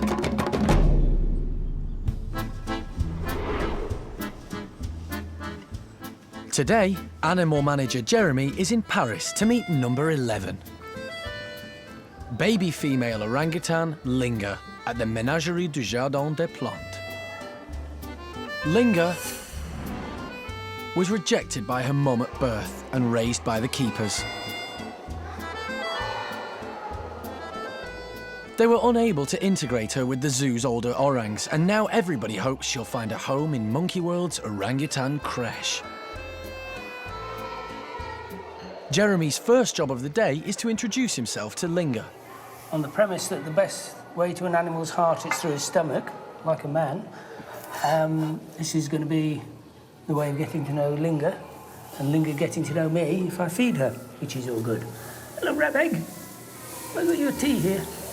Goodness me, what do you fancy? Eh? Is that good? Is that what you wanted? But reading between the lines a little bit, she's obviously a professional eater.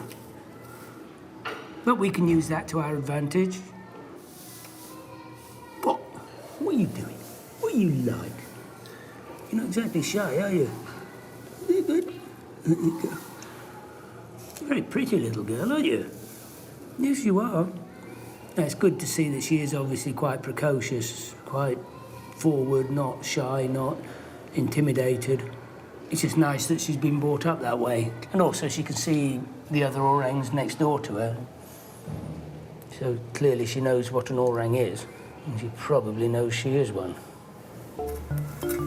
All primates have different personalities, and getting to know them can be a challenge. 2 years ago, Monkey World headkeeper Lee collected baby Aris from Germany. Aris was brought up with gorillas, and Lee found a confident and outgoing orang waiting for him. Last year, keeper Mike brought Jolie back from Moscow Zoo, but she was very shy, and it took him several days to gain her trust. Have you packed your bags yet? Later, we see how Linger reacts when Jeremy takes the next step and goes into her enclosure. And at Monkey World, Alison gives last goodbyes to the woolly monkey she hand-reared from birth. Monkey World Ape Rescue Centre is home to 59 chimps, the largest natural living collection outside Africa. All the chimpanzees have been successfully grouped into troops. The largest is Paddy's family of 19.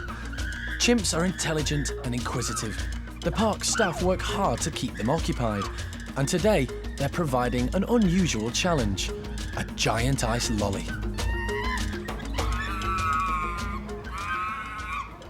And here's Paddy, the head of the troop and the first on the scene. The giant lolly is the perfect way to cool down on a hot summer's day. By providing them with just one treat, the keepers hope the troop will work together as a team. This should keep them occupied for hours. But 27-year-old Clin has other ideas.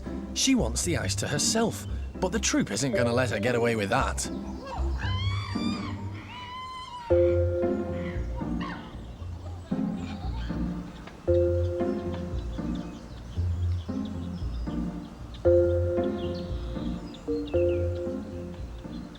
The The ice is filled with different fruits, and smart Cindy has found a stick to dislodge the tasty bits.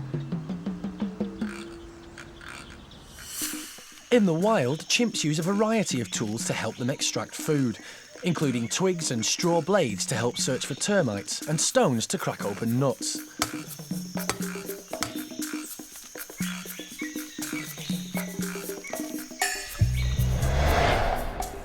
Back at the park, Clin's not happy at having to share, and chimps being chimps, it's not long before a scuffle breaks out.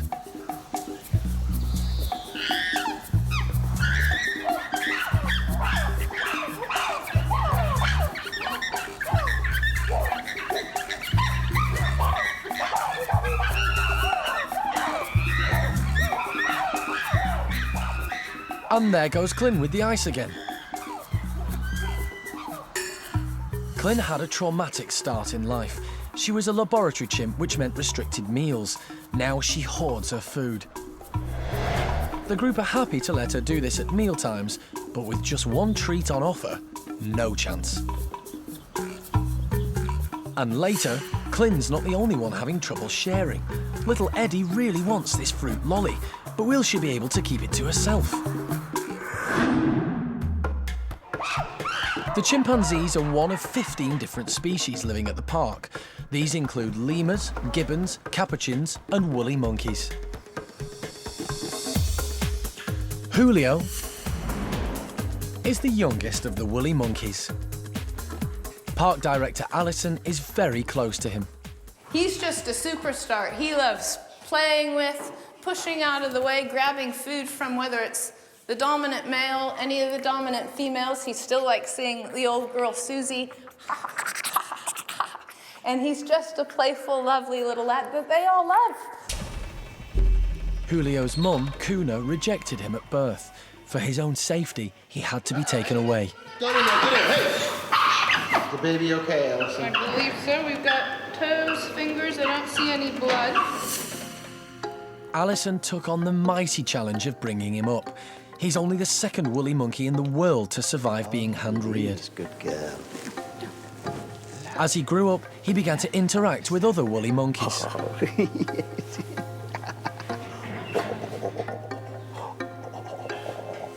And now, Julio is 18 months old and looking good. For me, I'm just really pleased, but this is probably going to be one of the very last times that I'm able to sort of come in and see Julio and give him a little bit of a hug and a check as much as I am right now, because he's growing up, and this was our goal in the first instance, was to get him back into the family group of woolly monkeys and fully functioning so that he can have his own family one day. And, you know, job well done, I guess, because he's quite a nice little lad, even though you do suck your thumb still. I know. But as Julio enters adolescence, he's changing. His head's gonna change a lot. So over his eyebrow ridge, like LeVar, the dominant male, he'll get much broader on the head. His shoulders will fill out. The base of his tail will become much thickened. Also, of course, the huge canines that just make what is a very excitable, high-strung, temperamental species downright dangerous as they become fully matured and fully armed.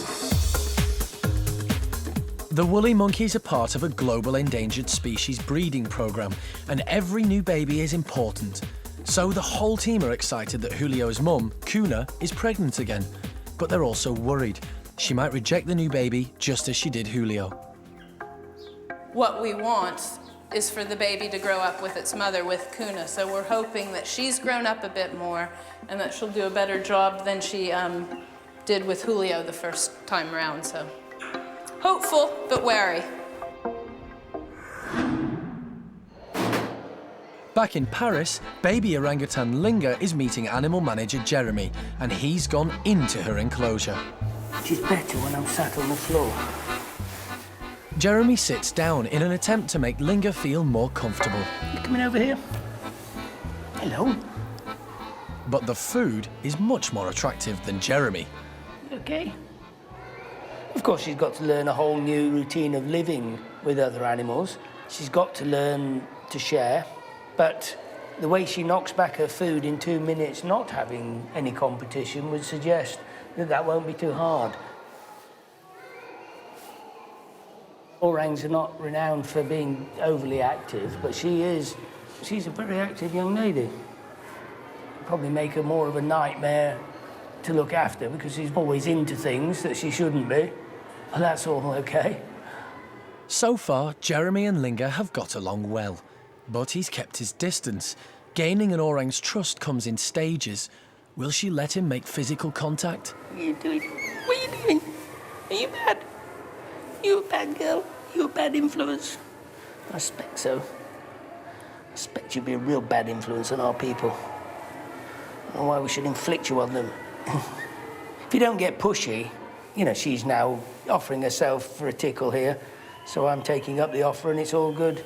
You know, whereas if you wade in gung-ho to start with, it'll only go badly. Whereas if she's just come and been quite comfortable in my presence, now she thinks that's fun.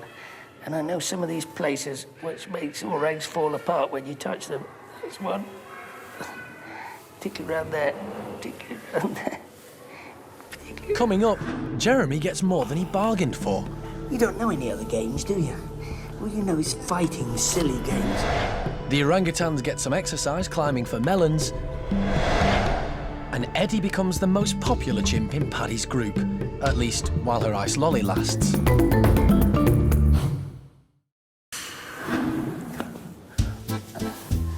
In Paris, Monkey World animal manager Jeremy is getting to know baby orangutan Linger. She's being transferred to Monkey World's orangutan creche, and she's much livelier than Jeremy expected. Not the aerial assault, no, no. That is not fair. It's just not fair. Linger is very taken with Jeremy and loves their play session. Change my mind, you're not coming home with me anymore. And she can give as good as she gets. I'm getting bored with this game. You don't know any other games, do you? All you know is fighting silly games. You have got too much energy and you're too ugly and we don't want you. We've changed our minds, you're not coming home with us. You're just a roughy, tufty, horrible, smelly, rotten monkey. Changed my mind, she's too rough, we're gonna leave her. She's too horrible. See you later, when I've cancelled your ticket. Yes. You got him?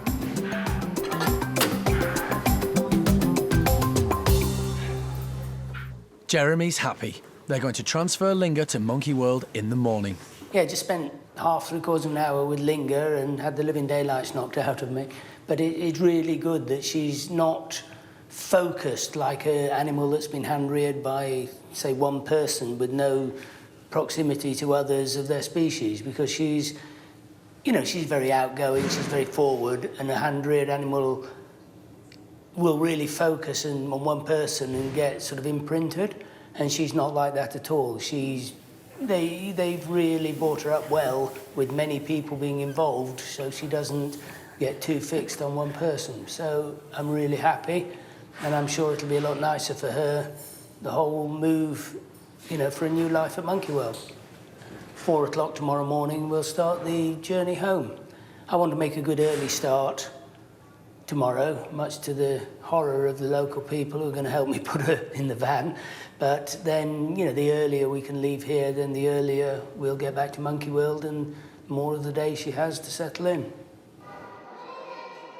Linger's keepers will join her on the trip. This will make her feel more secure, and they can see that she settles well. They've looked after her for 2 years, but they know it's the best thing for her. Linger a été élevée à la main par nos soins, et c'est devenu une petite guenon tout à fait indépendante, très joueuse, très active, prête à intégrer un nouveau groupe le plus tôt possible.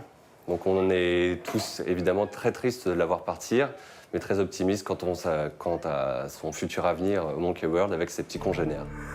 Later, how will Linger cope with the early start as she begins her journey to Monkey World? Twist her arm, you know, okay, I'll have an early breakfast. As long as I don't have to get out of bed. And can little Eddie still get whatever she wants from her dad, Paddy?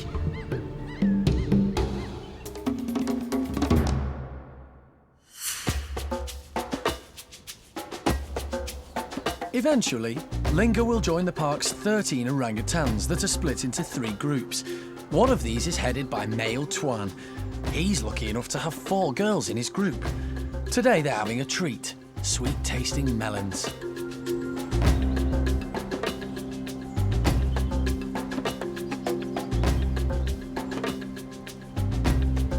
Amy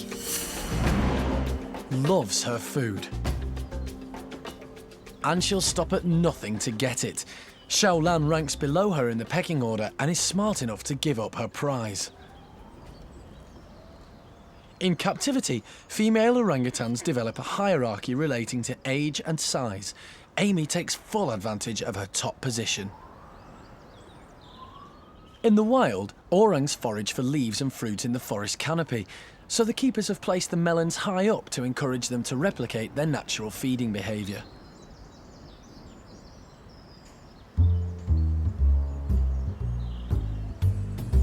"21-year-old Tuan wants some melon.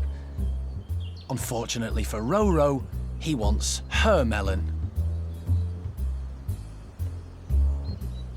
But she's not handing it over without a fight.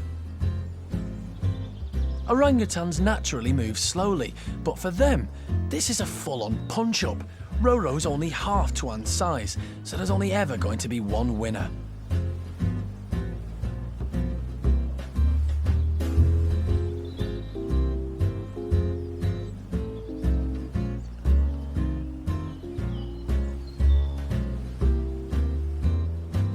In the wild, orangutans spend much of their day feeding, and fruit makes up about 60% of their diet. After making her way through nearly 2 whole watermelons, even Amy's full. So Roro finally gets a melon to herself.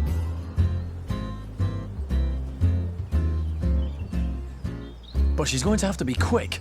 Tuan's back again. Poor Roro knows she's no match for him, and she backs off. Again.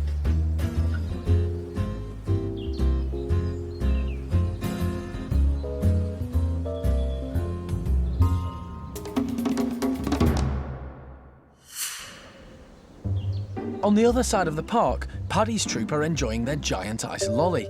But like the orangs, the chimps aren't always good at sharing. Youngster Eddie hasn't had any of the lolly.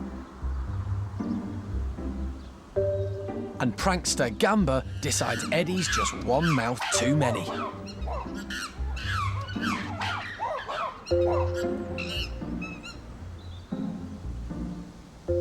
Drastic measures are called for, and after eyeing up her options, it's Dad Paddy she targets. She may well be the boss's daughter, but she can't always get her own way. As a baby, it was a different story. She could have whatever she liked from her dad and stopped at nothing to get it.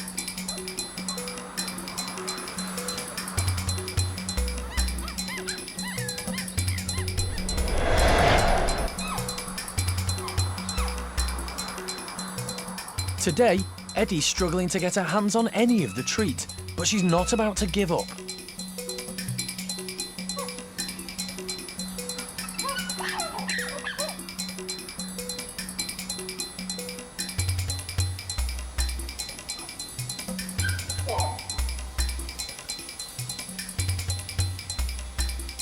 And finally, her persistence pays off. But she's about to get a taste of her own medicine.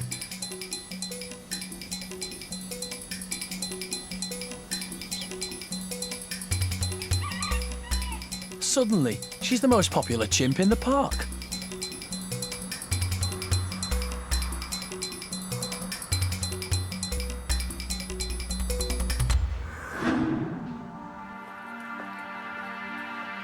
It's 4 o'clock in the morning in Paris, and Jeremy is getting Linger ready for her journey to Britain.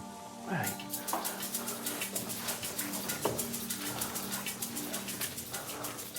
There we go, a bit warmer. Having an early breakfast, so she doesn't seem to object to too much. Twist her arm, you know, okay, I'll have an early breakfast. As long as I don't have to get out of bed.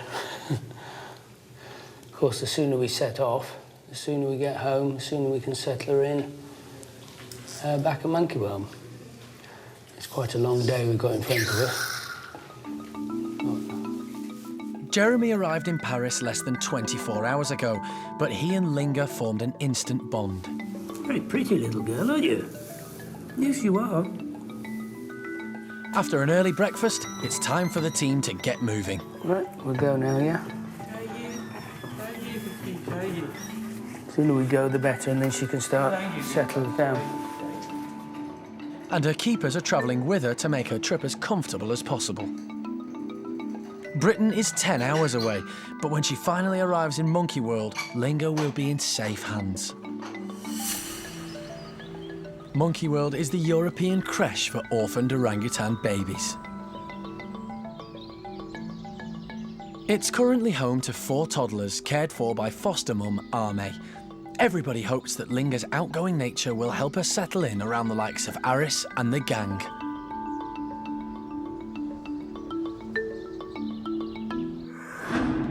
Next time, little Linger's confidence deserts her as she takes her first steps on British soil. Come on then, let's go.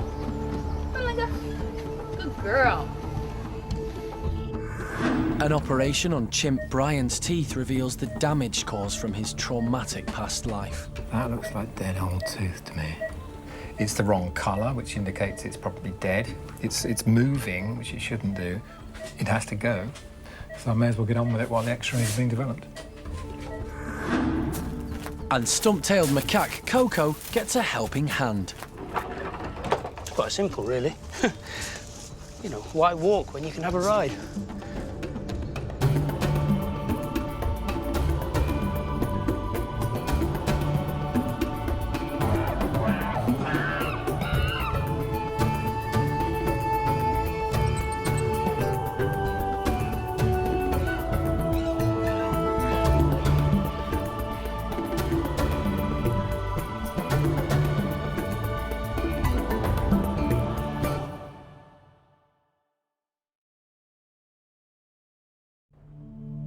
This is Monkey World in Dorset, the largest ape and monkey rescue centre on the planet.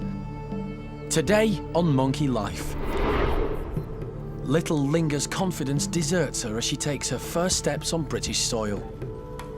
What we hadn't realised is that she's never actually walked on grass before. An operation on Chimp Brian's teeth reveals the damage caused from his traumatic past life. This is more interesting than I thought. And stump-tailed macaque Coco gets a helping hand. Okay. You know, why walk when you can have a ride?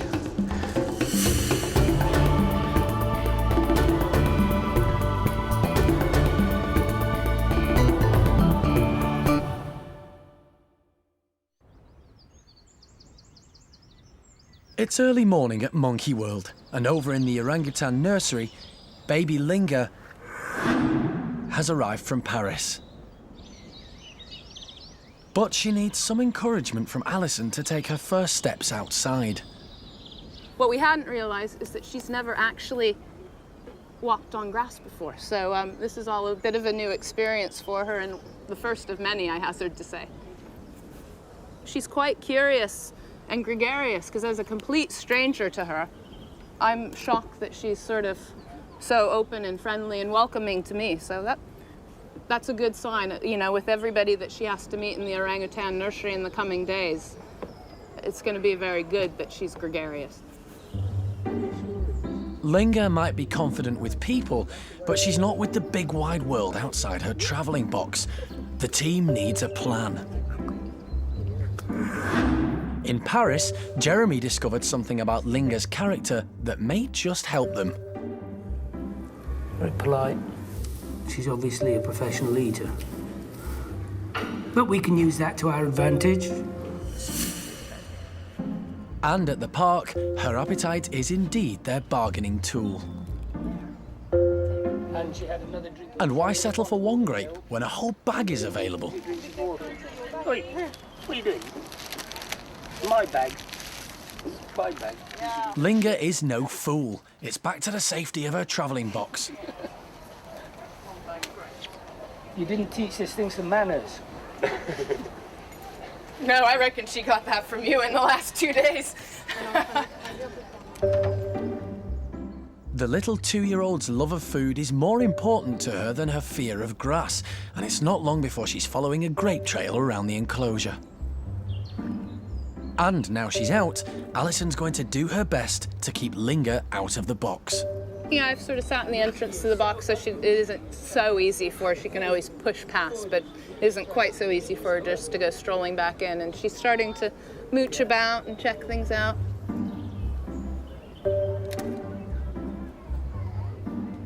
Linger's French keepers travelled with her to Monkey World. Hey, Linger! And they're really helping her settle down. Linger had better take full advantage of having the enclosure and food to herself, because tomorrow she's going to meet her new family, and she'll have to learn to share.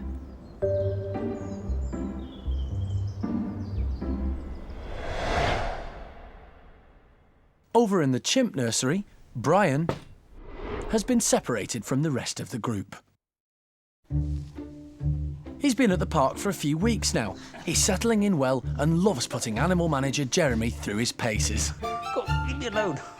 No, no, no, no, no. Stop it. Stop it. His greatest pleasure in life is to have a fight. So I go in there and say, hello, Brian, and yeah, we'll have a fight. OK, we've had a fight and you've had your laugh. Now, can we relax for a while? No, we can't relax. We'll have another fight. No.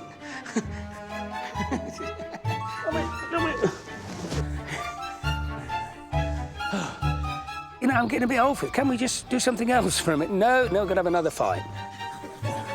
I'm too old, I'm too tired, and I don't like you. Brian looks healthy enough, but his past may be catching up with him. Before coming to Monkey World, he was being trained as a beach photographer's prop in Mexico. Good boy, Brian. When Alison and her late husband Jim first met Brian, they were shocked by what they found. All but 4 of his teeth had been knocked out. His owner didn't want him biting the tourists he was being forced to pose with. We've seen it before with many primates where the front teeth get removed, but never all of them. So we were trying to figure out how somebody could have, you know, it would have been a big operation to remove every single tooth in the poor little guy's head. You come be with me. Chimps grow 2 sets of teeth, just like humans. Brian's lost his baby teeth, so he still has a set of permanent teeth yet to grow. And the team are taking no chances. Brian's adult teeth could have been damaged by harsh treatment. It's important to find out just how much harm has been done. Vets John Lewis and David Harding are here to run x-rays and carry out any medical attention that little Brian might need. Don't ever assume that an animal isn't in pain, because it's not good for them to show it. If you show you're in pain, then you're weak, and if you're weak, you're going to be capitalised upon. So, and he's so tough anyway. I mean, he could be in agony or not. I don't think he is, but, you know, we'll sort it out. Later, wildlife vet John Lewis is concerned by what he finds. It's rotten. It's the wrong colour, which indicates it's probably dead. It has to go. So I may as well get on with it while the x-rays are being developed. And at the other side of the park, stump-tailed macaque Coco has settled in well. She's even got 2 geriatric boys all to herself. I don't think they're in love, but they're not grumbling at each other like old people do.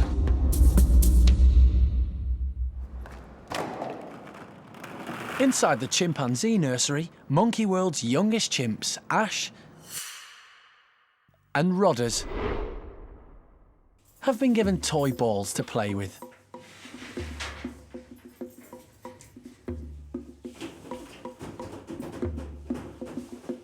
But it looks like Rodders is more interested in the box.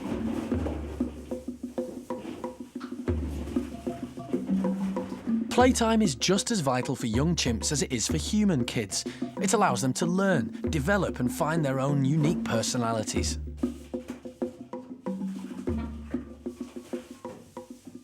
This pair are now 2 years old.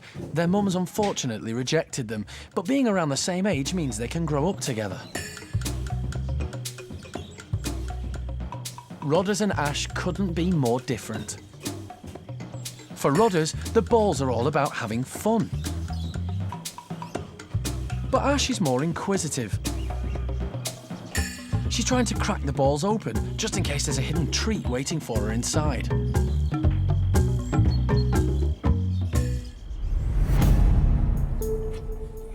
Back with Brian. He's safely under anaesthetic in the medical room and is being prepared for his x-rays. Wildlife vet John Lewis needs these so he can assess the damage caused to Brian's mouth from having his teeth knocked out. The x-rays have been taken, they now need to be developed, so we'll wait for them to be developed. And while we're waiting, we're going to have a look at the mouth to see if there's anything obvious I can just remove, like little tips of, you know, temporary teeth or whatever. So I can be doing that while the x-rays are being developed. When they come back, we can confirm that I'm taking out all I need to take out. So what actually has he got left in here? John immediately spots a problem with one of Brian's remaining teeth. That looks like dead old tooth to me. But the question is whether he's got roots up here, which the x-rays will help to tell us. Although chimpanzees are very good at masking pain, this tooth is likely to be causing him discomfort.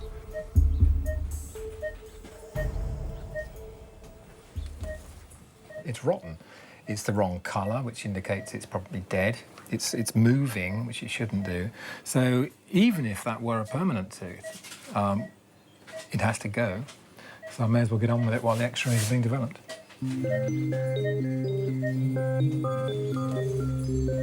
Just trying to see the extent of the rotten tooth. But I can feel another tooth behind it. Well, in fact, literally behind him.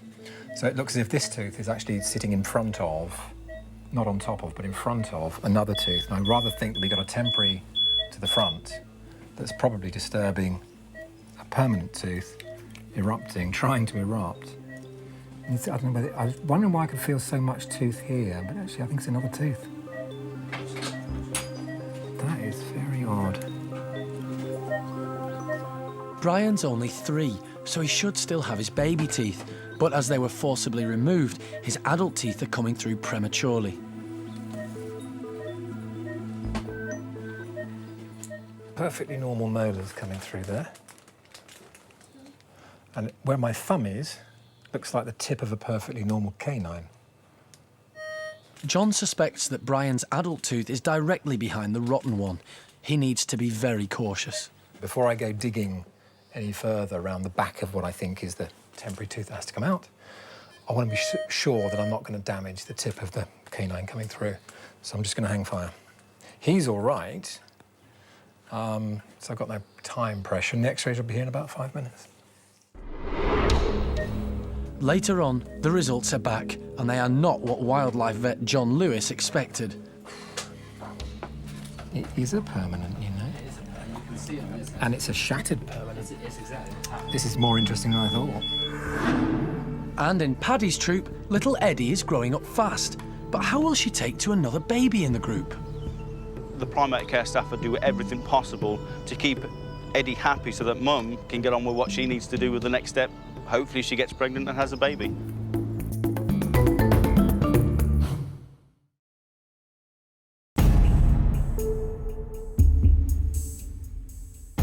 At Monkey World in the medical room, wildlife vet John Lewis is assessing the damage caused to Chimp Brian's mouth. Before coming to the park, Brian was being trained as a beach photographer's prop and had his teeth forcibly removed.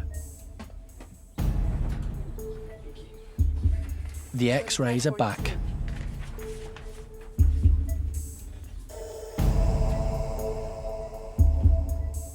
And, after close inspection, the results are not what John suspected. He believed Brian had a rotten baby tooth, but... It is a permanent, you know. And it's a shattered permanent tooth. This is more interesting than I thought. Because you can't see it. He believed the problem tooth was a temporary with an adult one behind, but this is not the case. And even though the tooth is permanent, it's rotten, so will still need to be removed. And as it comes. Oh, yeah. Very damaged tooth. Yeah. Gosh, that is weird, isn't it? It does look very strange. It looks like a rather small permanent tooth, but it's been shattered or broken in earlier life. It's distorted, it hasn't got the right kind of root structure. There should be a longer root on it. You can see the enamel's been damaged here. Yeah. And that piece, presumably, at one point, wasn't there at all.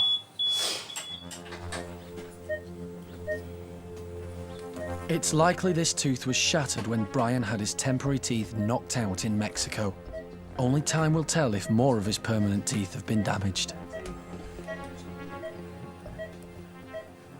Yeah, I'm happy we've taken out an abnormal broken tooth. Fine, so that problem is over. But I want the dentist to now look at the quality of the permanent teeth coming through and the number of permanent teeth coming through and so on. And then we can make a prediction, a more accurate prediction as to what will happen next. But I think he'll probably be okay now. So it's good.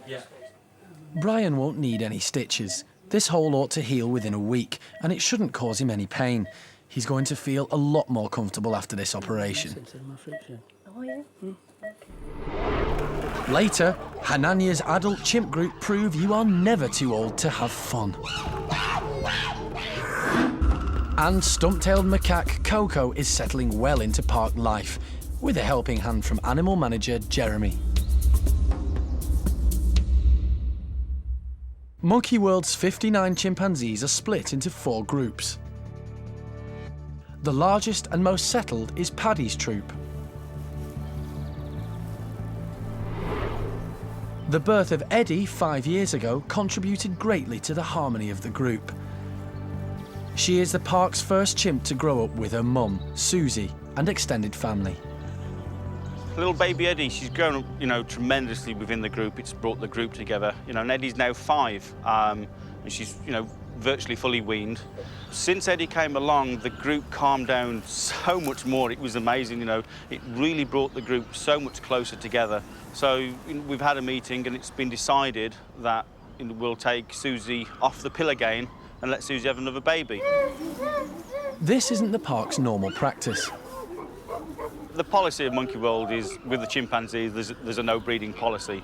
The reason for that is the background that the chimps have come from that don't have the natural instincts to actually rear youngsters of their own.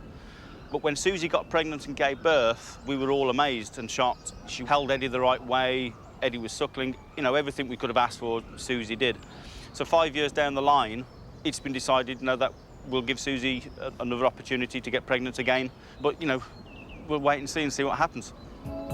In the wild, chimpanzees give birth every 6 to 8 years, so the timing is right for Susie to have another baby. And it'll be interesting to see how her first daughter, Eddie, will react. Eddie, she's been spoiled rotten by the whole group, you know. So we're all sort of thinking, well, you know, is she going to be spoiled? Is she going to get upset? You know, but the primate care staff will do everything possible to keep Eddie happy so that Mum can get on with what she needs to do with the next step. Hopefully she gets pregnant and has a baby. But, you know, fingers crossed she'll be okay.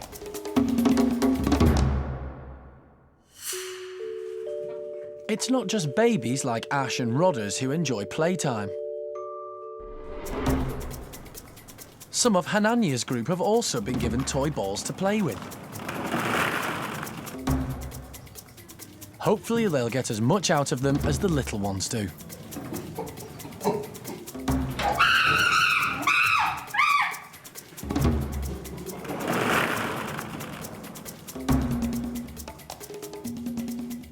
There's also a new face in the group. 8-year-old Johnny has recently moved in from the chimp nursery. Johnny lived here for 5 years, and as she grew, so did her confidence. The chimp nursery is used as a stepping stone for babies who are either rejected by their mums or arrive at the park at a young age. Sally is the park's designated chimp foster mum. She teaches all who pass through the nursery about chimp life, so it's easier for them when it's time to move on. And her perfect teaching skills have built up the young chimp's confidence to such an extent that, remarkably, Johnny's already beginning to show signs of dominance over some of Hanania's troop.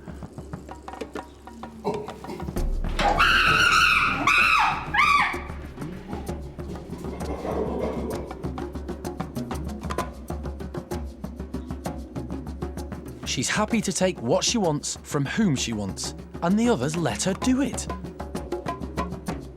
Johnny's confidence is a testament to the park's methods. Having chimps grow up with chimps is vital to their development. If Johnny carries on like this, she will be living with the whole troop in no time, and it looks like the troop are going to have to look out.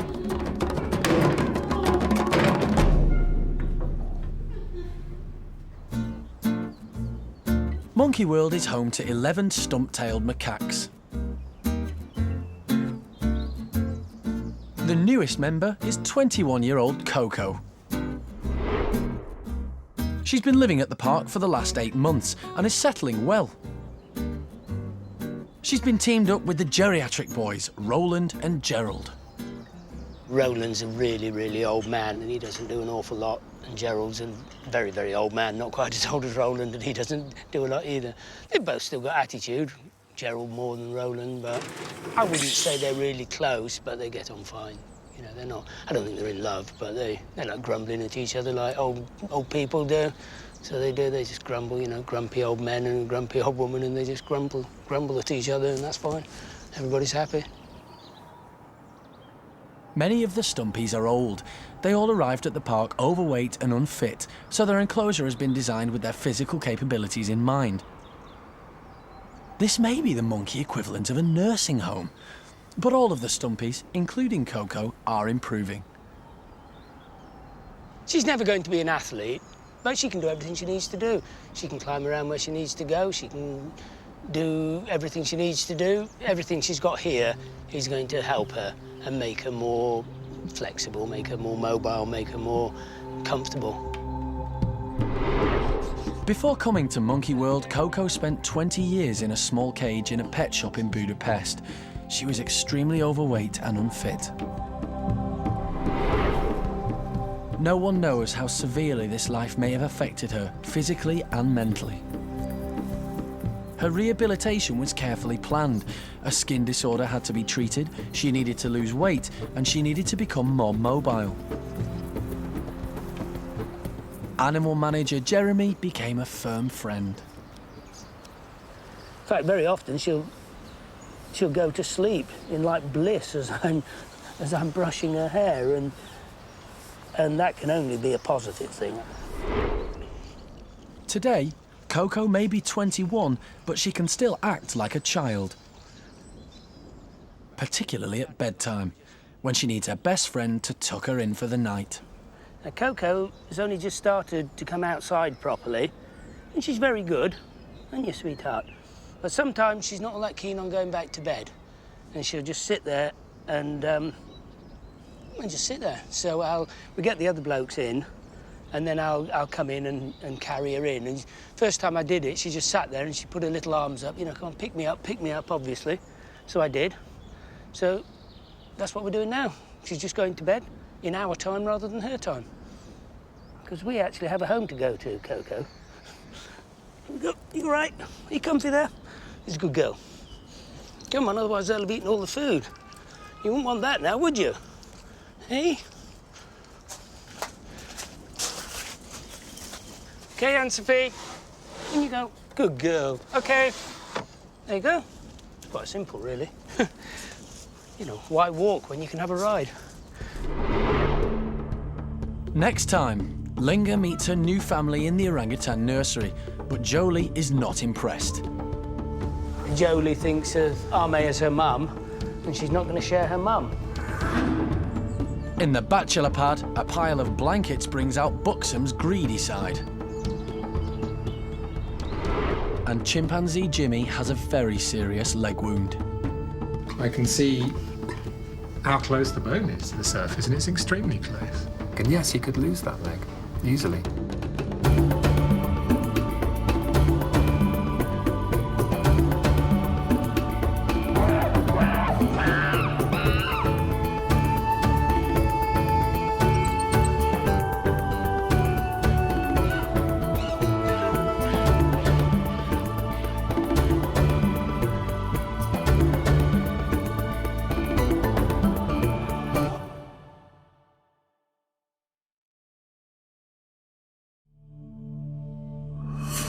This is Monkey World in Dorset, the largest ape and monkey rescue centre on the planet.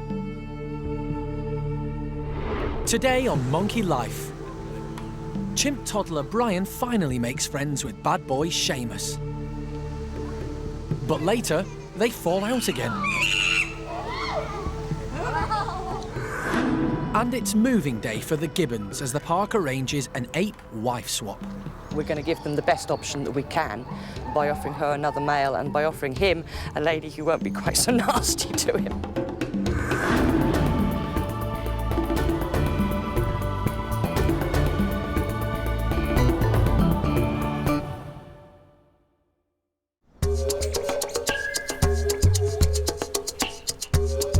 Monkey World is home to the largest collection of golden-cheeked gibbons outside Asia.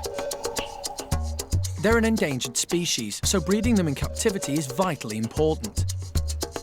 In an effort to get the gibbons to mate, the park has decided to change some of their domestic arrangements. That's going to mean moving some gibbons, and here's how they're going to do it. Now pay attention. Raphael's moving in with Alex, and Jake's going over to Zoe. Because of this, they've got to shift Pungyo, Peanut and Tian to a new enclosure. In the wild, gibbons swing at speeds of up to 35 miles an hour. It's never easy moving one gibbon, never mind 7. Bit of a big day with the gibbon section today. We're doing a bit of a swap round, so a lot going on. A lot of timings to be calculated and animals to be moved and all got to be done in the right order. So it's, hopefully, fingers crossed, it'll all go really smoothly. First up, it's Raphael and Zoe. They've lived together for some time, but their relationship is just not going anywhere. Gibbons do pair for life, but we have to remember that our gibbons have had very unnatural, disturbed backgrounds. We don't know why Zoe has lived with Raphael for 2 years and suddenly rejected him. But it was a very energetic and violent rejection. She did not want him at all. And if we were to keep them together, we would have had very badly injured gibbons. So we're going to give them the best option that we can by offering her another male and by offering him a lady who won't be quite so nasty to him. And it just so happens that Jake and Alex haven't been getting along too well either. Jake and Alex don't so much have issues, but they're not a great pair. Alex is a little bit dogged by Jake, to be honest with you. He's a little bit like a love-sick puppy following around, and I think she quite likes some space. I actually think that Raphael might be a slightly better match. He's got a slightly more playful side to him, and Alex does like a little bit of a game. So hopefully that'll bring out her playful nature too. So the park has come up with a practical solution, a wife swap. We're trying to do it as much as possible without any sedation, which can be tricky. Obviously, trying to get a gibbon to walk into a box when he doesn't know what's happening to him is a little bit much to ask, but so far it's going really well. It's plan, absolute perfect. We couldn't have asked for any better. Raphael gets this complex moving day off to a flying start by just walking into his transport crate. But will all the movers prove to be as accommodating? Open. Open that. Are you ready? Worldwide, all 9 species of gibbons are being forced to the brink of extinction. Hopefully the park's efforts will result in some new gibbon babies. How well they go and how quickly their pair bond, how long's a piece of string? We can't tell. Babies, yeah, of course, we want them, but just give them time. We'll just give them time. She'll get pregnant when she's ready. With one couple moved, there's one couple to go. But there's a problem. For this last pair to move, Peanut and her family has to move first.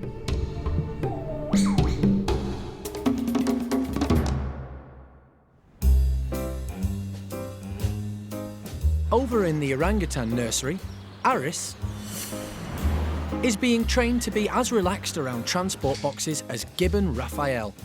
It'll be less stressful for him if he learns to walk into his travel box by himself without the need for anaesthetic. Aris! Great!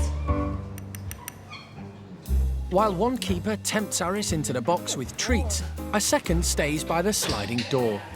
I'm going to be on the slide, obviously, so he's got to be used that someone's always going to be on the slide because eventually we will shut it. And Kate's just going to encourage him in with nice little treats, really, just to encourage him in, make it really, really exciting place to be in that box. Good boy, Aris. He's coming out in and out of the box quite happily, but we're now starting to work on duration. Good boy. So once he's been in there for a longer period of time, I'll click him for that and then give him a reward. At 4 years old, Aris is outgrowing the nursery, and the team are preparing him for a move to the larger enclosure. Aris can be a little bit boisterous with the youngsters sometimes, and he's, you know, he's growing up a little bit now, he's getting a bit older, so maybe it's time to be with the older guys.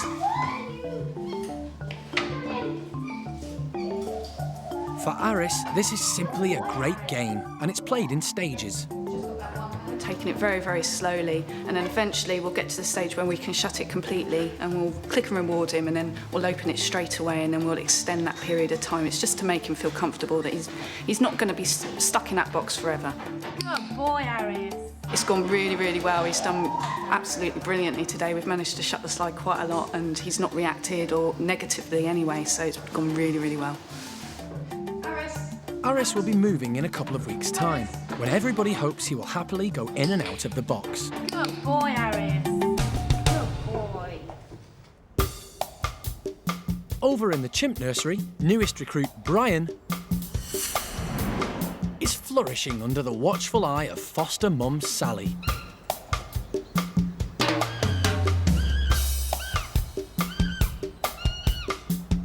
And he seems to have found a new way of getting around the enclosure.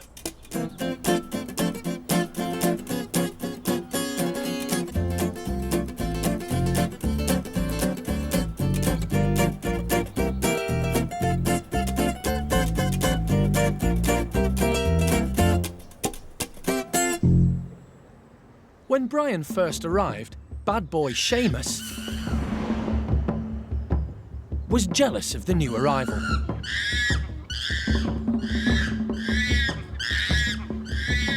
And foster mum Sally often had to intervene.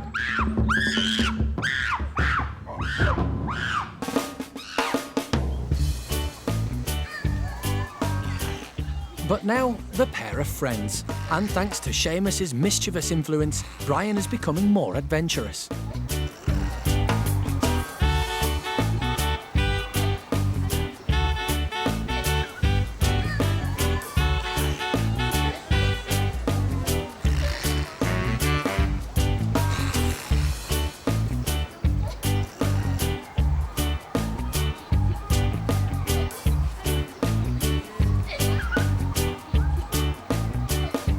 Just like humans, chimpanzee toddlers develop and grow stronger by playing and exploring, and Sheamus is helping Brian do just that.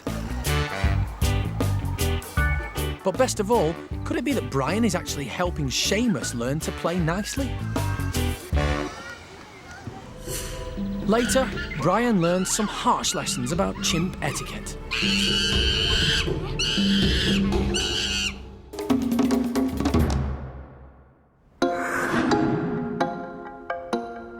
Back with the Gibbon wife swap, Raphael's moving in with Alex and Jake's joining Zoe.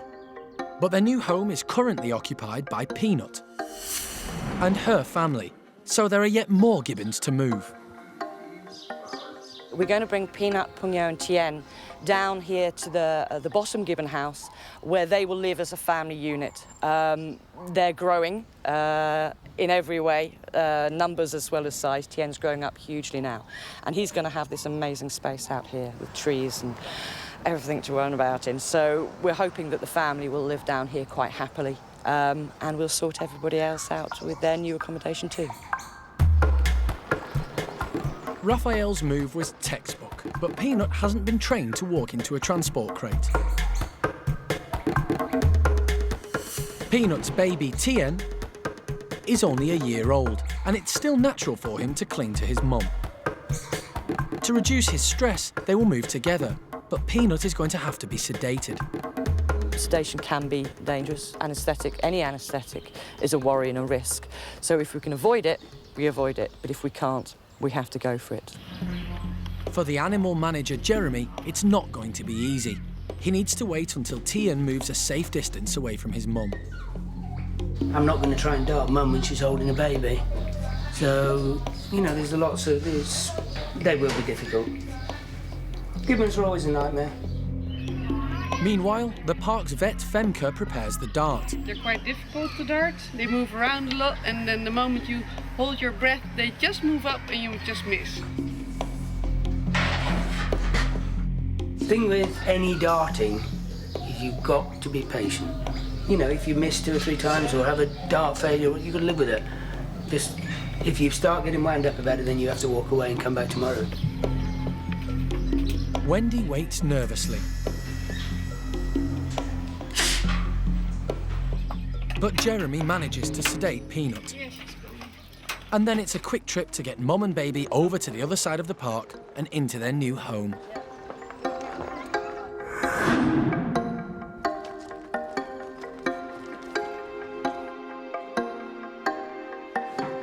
Peanut is gently placed into the bedroom, with Tien firmly attached. The team now has to wait for her to come round from her anaesthetic. It's a tense time waiting for any primate to wake up, but especially with these apes that are so rare and endangered.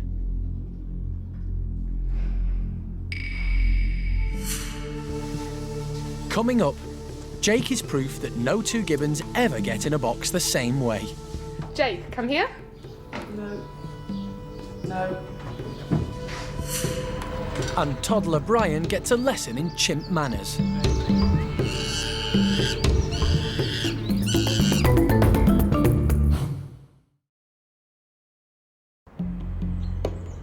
At Monkey World in Dorset, the atmosphere is tense in the new Gibbon house. Golden-cheeked gibbons are an endangered primate species. The staff are waiting anxiously for Peanut to come round from her anaesthetic. She's been sedated to move her and her family across the park to a much larger enclosure. Her baby, Tien, clings on tightly to her. Peanut has been darted, Chen obviously not. He's still awake, he's even drinking from her now. I have to wait again to give her the reversal, because one of the 2 ingredients we gave her should wear off first, because it will make her hallucinate if she still has that in her and she wakes up a little bit. So we wait another 10 minutes and I reverse the 1 agent, and then she'll wake up slowly and Chen hopefully will be fine. But she's breathing steady and she looks all right. She's in a recovery position now. Satisfied that enough time has passed, Femke can give Peanut the anaesthetic reversal injection.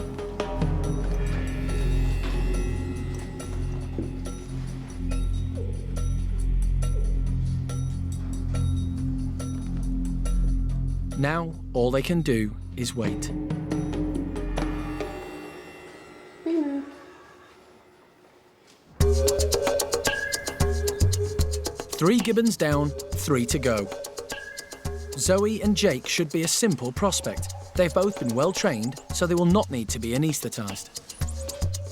They both walk into the box really, really well and give us enough time to shut the slide. We haven't as yet shut the slides on them while they're in the box. We didn't want to scare them or put them off. We've actually only had a very short period of time to do this training with them, so we didn't want any negative at all. So today will be the first day that slide is shut behind them. First up, Zoe. Perfectly walked into the box for us. No stress, no worries. Walked into the box, got rewarded for it, and now we're going to take her to her new home. Without any stress, no anaesthetic. Ideal, absolutely perfect. Right. Such a good girl in there, aren't you? Such a good girl, Zoe. Where are you going? Ready? Yep. Good girl, Zoe. Good girl. Straight in and shut the slide. Didn't seem very worried, did you? No. Good job. Go well? Perfect. Couldn't have planned it any better. Out of a box, up a chute, into the new bedroom. And now for Jake. This should be simple. Come on then. Not fully in. Not fully in. No. No. Get your foot in, I can see you. Come on. No. Or not. Jake, come here. Come here. Come on, Jake. No. No.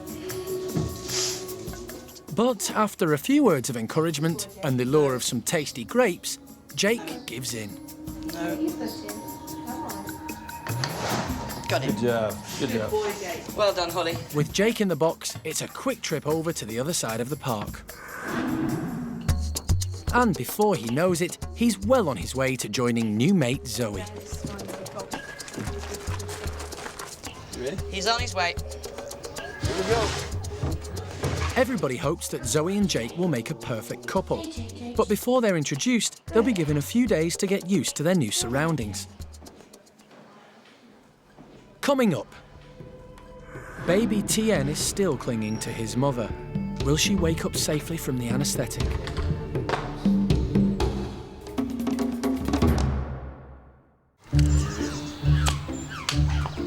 This afternoon, the Chimp nursery have been given one of their favourite treats. Fruit-flavoured ice lollies. And they're about to test the newfound friendship between Brian and Sheamus. Some of the ices have been placed in the pond, so the chimps have to work harder at getting them. But they don't like water. This is no problem for clever Sheamus.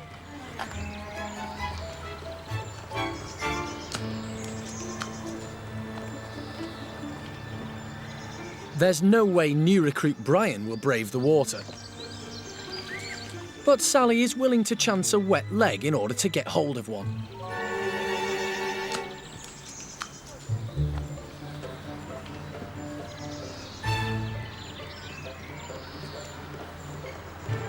At last, Brian decides to grab a lolly for himself. They've all gone. Upset, he heads over to Sally.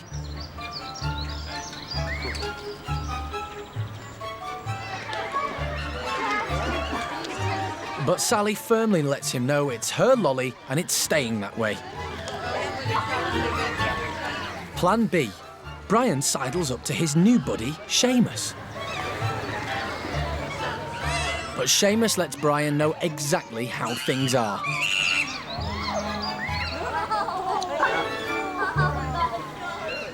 Chimps can be extremely persistent. It's time for Plan C. Lulu. No chance. And her nip comes as a nasty shock. For the youngsters, the nursery is usually all about playtime, but it also helps develop social skills. And it seems Brian hasn't quite got the idea that you don't take things that don't belong to you.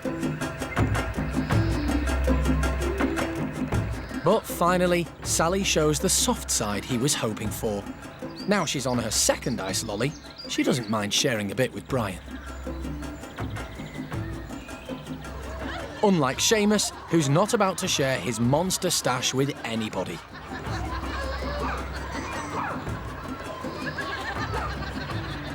At last, Brian manages to get an ice to himself.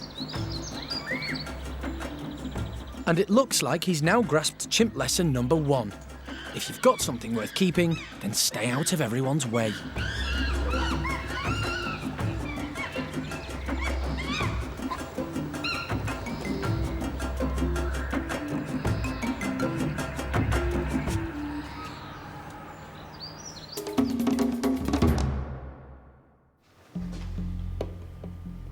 Back with golden-cheeked Gibbon Peanut, her anaesthetic reversal injection should be working.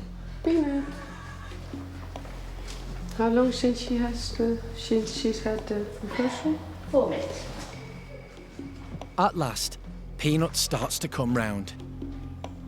Hello, sweetie. Good morning. Hey, Peanutter. Not the horrid people around. Come and say hello to me. You've still got TN. Yes, And Wendy is relieved. Come on, sweetheart. Come on. Every time you put an animal under sedation, they need to be able to hear their keepers or someone they trust, their voice. Just like you would come around for an anaesthetic, you want to hear a voice telling you everything's all right and everything's fine and you've done well and you're still there and you want to be able to recognise that voice. So I'm a known factor. I'm not like Jeremy or the vet who does the darting. I'm not the nasty one, as it were. I'm the good guy, or at least I'm supposed to be the good guy. So hopefully she'll forgive me. Hello, sweet pea. You gonna come and say hello? Come and say hello. Too scary. Tien's happy because Mum's sitting up. I just wanted to come over to me just to say hello. There's my sweetheart. Oh, you are still very wobbly, aren't you? Still very wobbly. Hello, darling. Hello, sweetheart. Now Mum and Baby are safely settled in, it's time for Dad, Pong Yo, to rejoin his family. This family's new enclosure has more space and a natural tree-filled environment in which Tien can grow up.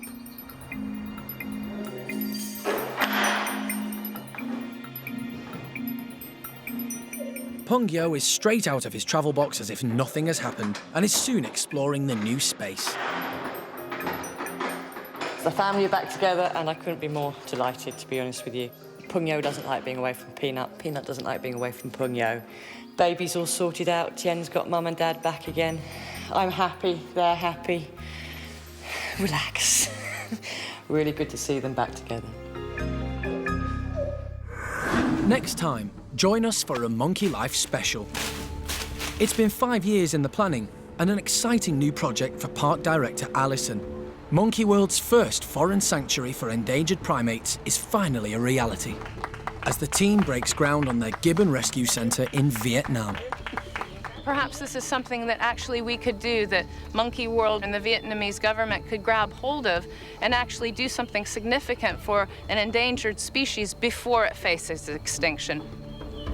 We track through dense jungle trying to find wild golden-cheeked gibbons. But will the team see more than just a glimpse of these elusive creatures? And from gibbons in the wild to those at Monkey World, Peanut and her family experience life in the treetops for the very first time in their new home.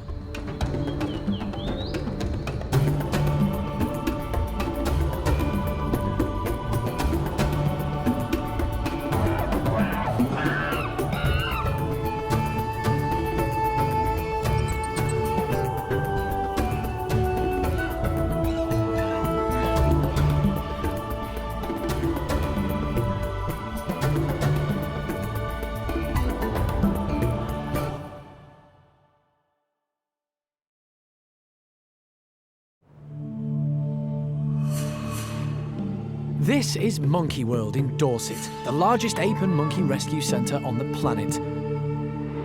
Today on Monkey Life. Tough love. Chimpanzee Brian learns a painful lesson when he goes outside for the first time. Lee, we can go. Obviously, he's got to learn the electric fence. Touch that again, will you?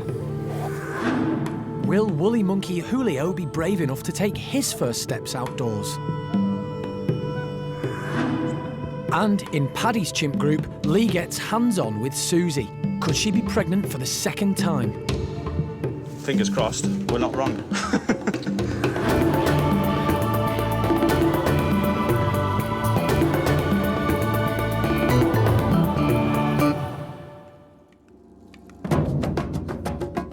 Monkey World is home to over 160 apes and monkeys.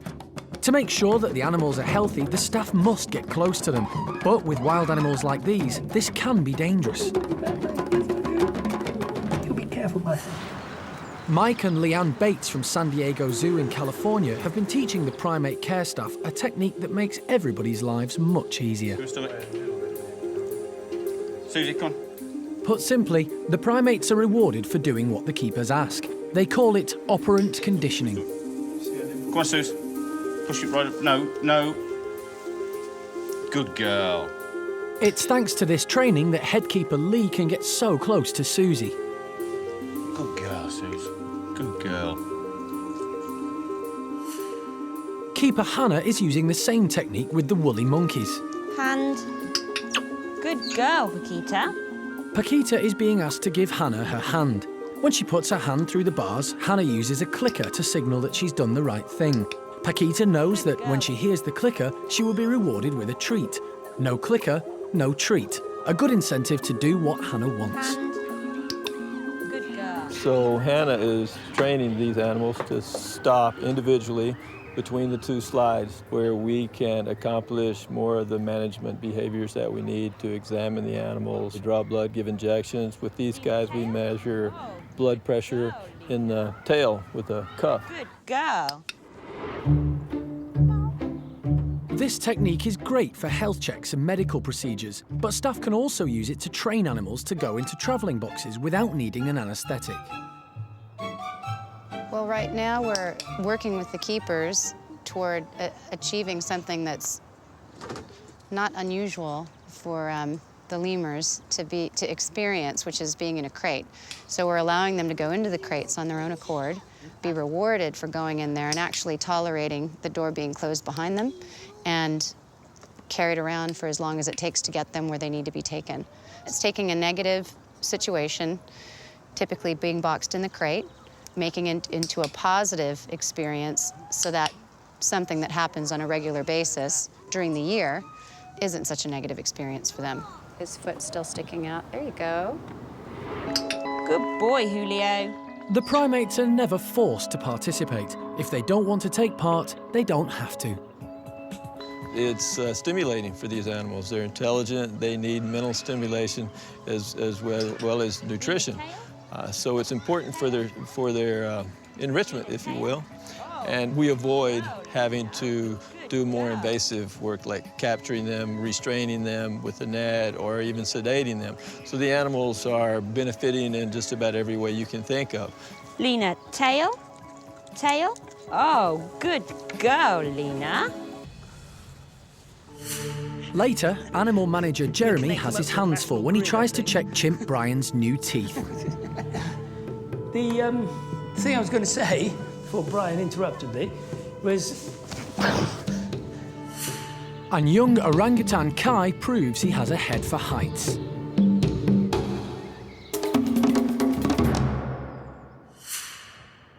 Over in Paddy's chimp group, it's time for their treat of the day, Kongs. Kongs are dog toys filled with hidden treats. These have been stuffed with carrots, apples and parsnips. It's going to be a challenge for the chimps to get the food out of the Kongs. As usual, Boss Paddy has grabbed as many as he can. Now all he's got to do is work out how he can get to the tasty bits. And Paddy's not too smart. Maybe he should take some tips from clever Gamba. He's making the perfect sized tool to get to the food.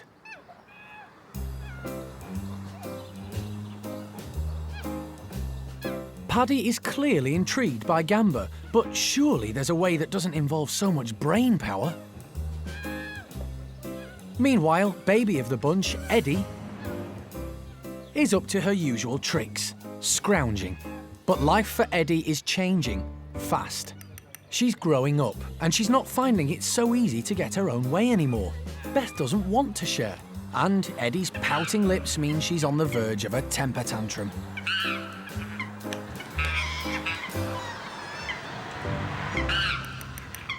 This is the point where Mum, Susie, used to rush to her daughter's side. But Eddie's 6 years old now. It's time for her to fend for herself.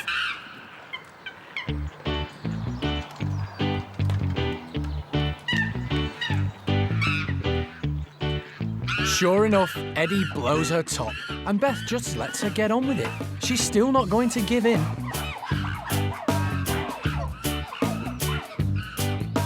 Eddie's used to getting her own way, and this is new territory for her. Beth is determined to hold on to her Kong for as long as she can.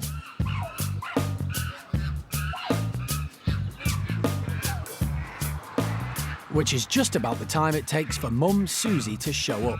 She doesn't get involved, but her presence and Eddie's persistence is at last enough to let Eddie get her own way.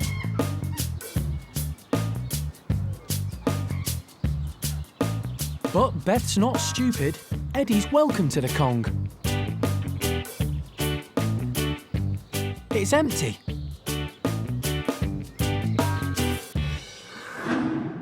Meanwhile, inside the chimp enclosure, headkeeper Lee is using the clicker technique to work with some of the chimps.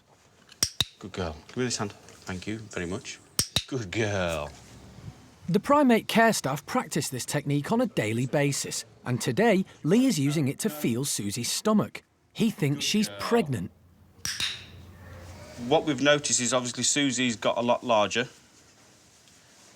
Her belly's got bigger. Her actual nipples have actually changed size again and are becoming more elongated and larger, which is also another sign. And obviously what you need to do is put one hand one side and actually push. And what you're looking for is that generally if there is a baby there, you'll push, and you can only push so far because it'll go hard. And that's what we're actually feeling at the moment. So fingers crossed, we're not wrong. In the past, the primate care staff used to use human pregnancy tests, but getting a chimp to pee on cue isn't easy. Hey, Kathy, think dripping taps and cold mountain streams and big waterfalls. Introducing the clicker training has made things much easier, and it means Lee can keep a very close eye on Susie. Without the operant conditioning, we would not have this opportunity to, to check her every day, and we would just have to hope everything was going okay and hope that, yes, she isn't, or no, she isn't pregnant, so. If Susie is pregnant, this'll be her second baby. Her firstborn, Eddie, is now 6 years old and not a baby anymore. It'll be interesting to see how she copes with a new brother or sister. That's going to be one thing, we're all going to learn here at the park is how is Eddie going to react when Mum gives birth to another baby. So it's going to be a learning curve for her, as well as Mum, because Mum's going to have to now put a bit of pressure on Eddie to actually say, well, no, you're not the main focus here anymore.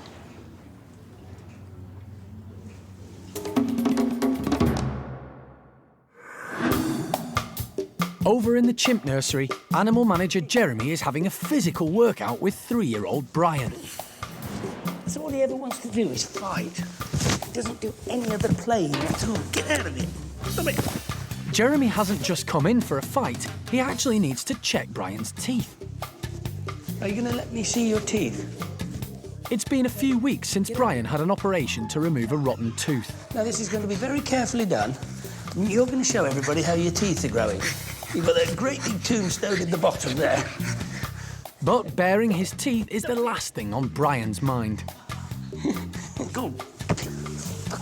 Oh, no. No. Oh, no. Stop it. That's not funny. Before coming to Monkey World, boisterous Brian lived in Mexico, where he was being trained as a beach photographer's prop. Good boy, Brian. Good boy. Whilst there, he had all but 4 of his teeth forcibly removed to stop him biting tourists. Once at the park, wildlife vet John Lewis was called in to see how much damage had been done to Brian's mouth. He discovered a rotten permanent tooth, which had to be removed, and he was worried that more of his adult teeth would be damaged. Luckily, this doesn't seem to be the case. So John obviously did a good job there, and we took an X-ray and took out all the debris, and now there's no reason why his permanent teeth shouldn't come through normally, which they appear to be doing. And I'm just defending myself from them as we speak. Brian is the perfect example of why chimps do not make good pets and need to be with their own kind, where rough and tumble is all part of life. At 3 years old, he already has the strength of the average adult human male, and he's definitely putting Jeremy through his paces. Can I come out now? I've had enough. Round 1 to Brian. But coming up, Brian's not so cocky when he heads outdoors for the first time. Oh, without getting too much on, yes, I love you too. And is woolly monkey Julio brave enough to take his first steps outside?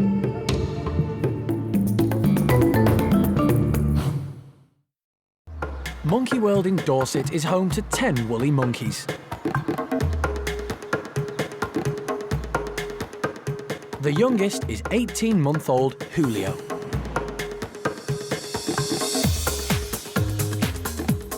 He's been living with his woolly family for more than 6 months now and is comfortable with his inside space. But today, it's a big day for Julio. It's time for him to go outside for the first time. Julio's normally a confident monkey, But the large outside area is a bit scary.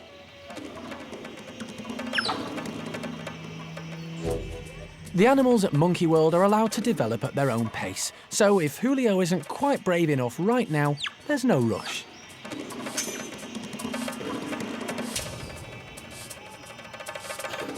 The rest of the group are out and about enjoying one of their native fruits, tamarillos.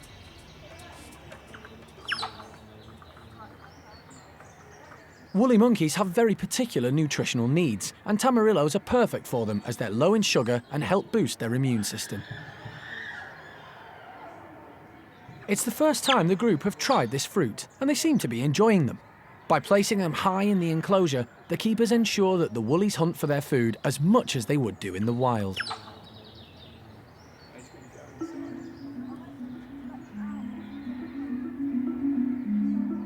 Woolly monkeys have a prehensile tail, which acts as a fifth limb. It's adapted for seizing and grasping, and it's strong enough to hold their entire body weight. Julio's still wary of the large outside space, but the hanging fruit is tempting him.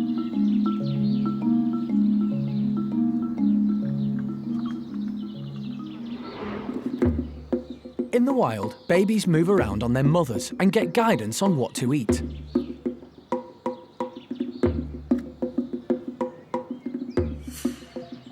But as Julio was hand-reared, he has to learn for himself.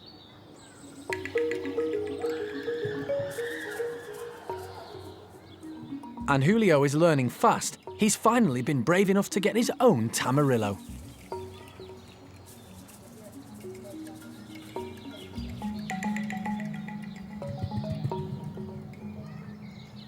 But he's not quite brave enough to eat it outside, so he heads back to the safety of his indoor enclosure. The outside encounter may have been brief, but it's a massive step forward for him.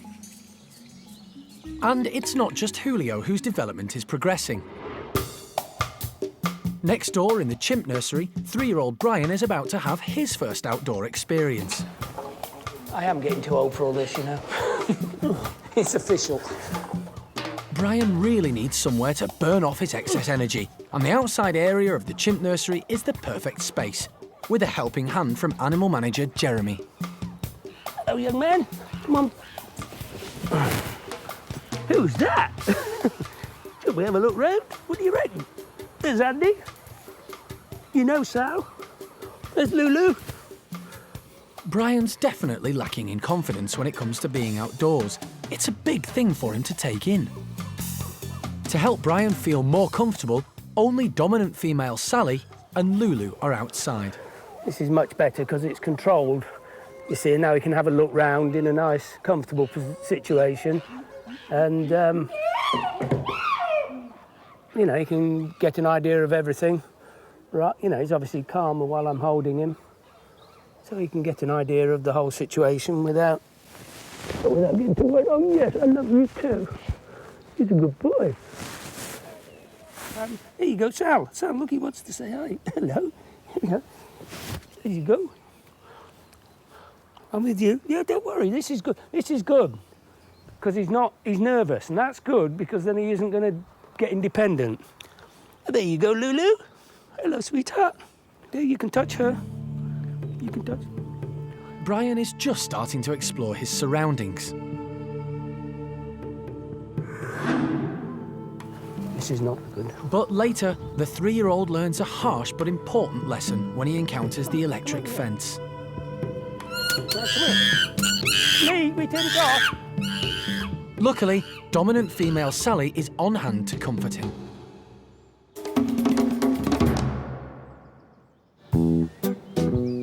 At the other side of the park, 2-year-old orangutan Kai is out and about showing off.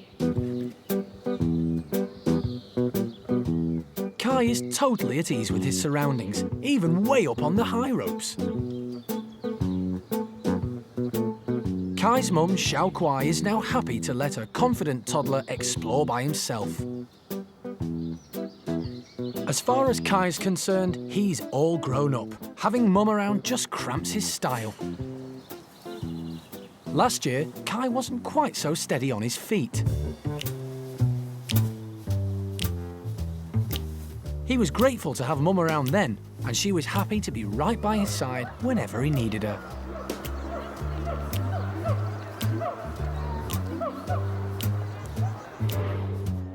But that was then, and this is now.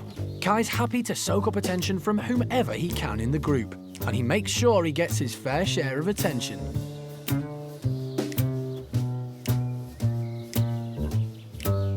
Luckily for Kai, it seems he's just too cute to resist. And his sweet nature actually gives the older females in the group a vital lesson. Orangutans don't always appear to have natural mothering instincts. They learn how to be good mothers from their own mothers. Xiao Lan and the other rescued female orangs were stolen from their mums at a young age, so nobody knows if they'll look after their own babies. Maybe Kai will give them the practice they need.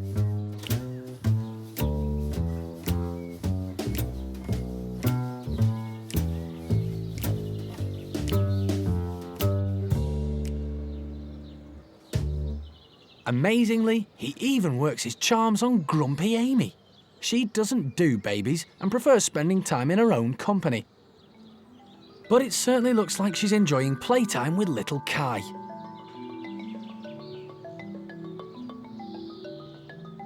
But Kai's a typical kid, and it's not long before he gets bored of playing. Exploring is much more fun.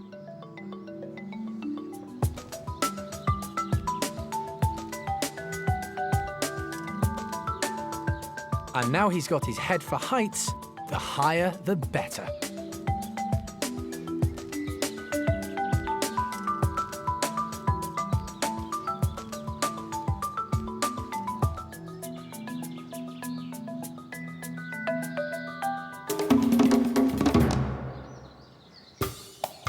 Back in the chimp nursery, Brian is beginning to feel more comfortable with the outside space.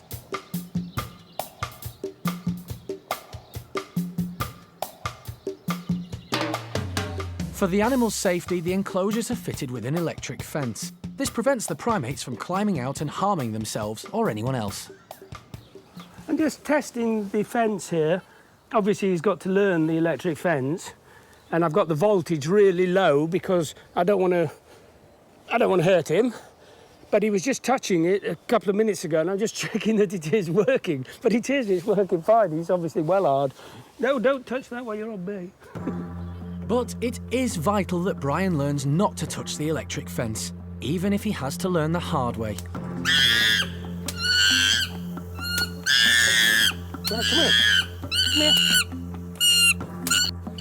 Now, come here. Don't touch it. Come here. Lee, we turn it off.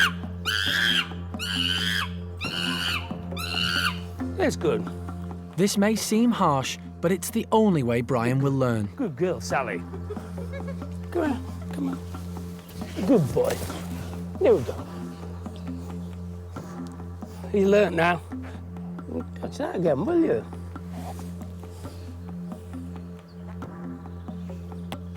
Hey, good boy. Good boy. He's learnt the electric fence, and he might have to learn it again yet. Some of them have to learn it twice. It knocks him back. It takes the wind out of his sail. You know, he's not quite so cocky now. So, and that's normal. You know, it's bound to happen. He'll get over it. Chimpanzees are very resilient, but just to make sure Brian is okay, Jeremy will go outside with him a few more times. Brian's intelligent and lively indoors, so he'll soon be just as confident outdoors.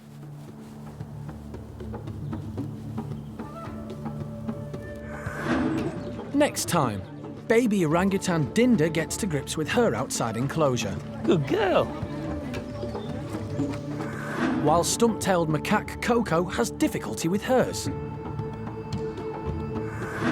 And woolly monkey Kuna has her second baby. But a tough decision has to be made.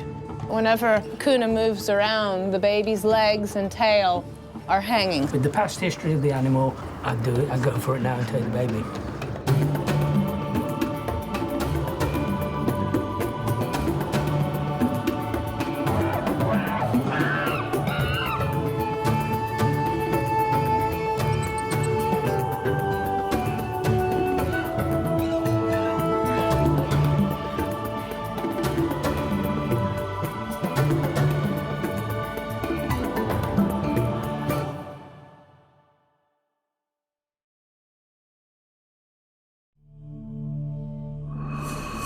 This is Monkey World in Dorset, the largest ape and monkey rescue centre on the planet. Today on Monkey Life, Linger meets her new family in the orangutan nursery. Baby Jolie is not impressed. Jolie is a green-eyed monster. She thinks of Ame as her mum, and she's not going to share her mum. In the bachelor chimp pad, a pile of blankets brings out Buxom's greedy side. And chimpanzee Jimmy has a very serious leg wound. If it continues to get worse, then it's very serious. And yes, he could lose that leg easily.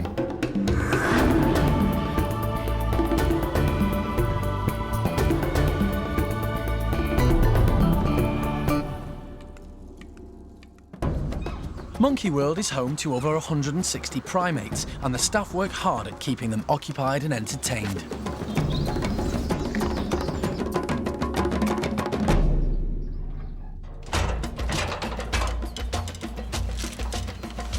This morning, keeper Andy is on his way to see the bachelor chimps with something very special for them, a pile of old sheets and blankets.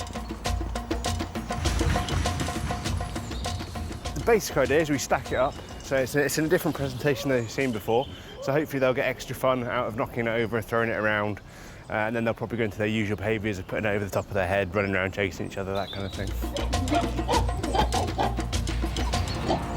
Just like humans, a chimp's primary sense is sight, and it doesn't take long for Sammy to spot the blankets and do exactly what keeper Andy expected.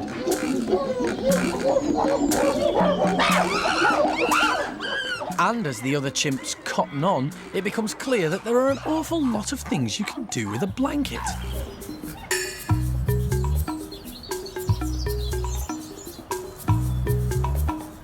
How about a portable tent?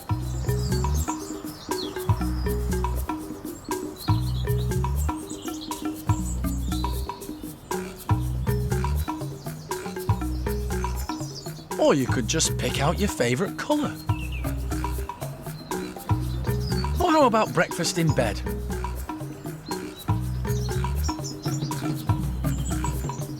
Or forget about breakfast and just stay in bed.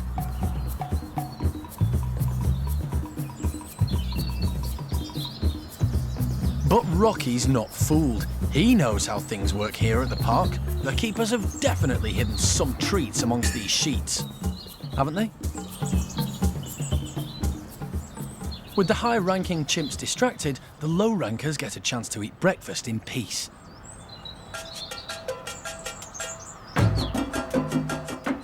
And it looks like Spanish Charlie's stocking up for lunch too.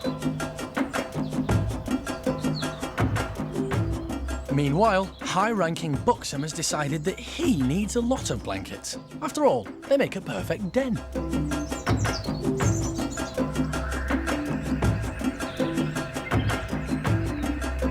Buxom's den is important to him, and he needs just one more blanket. Sammy's will do.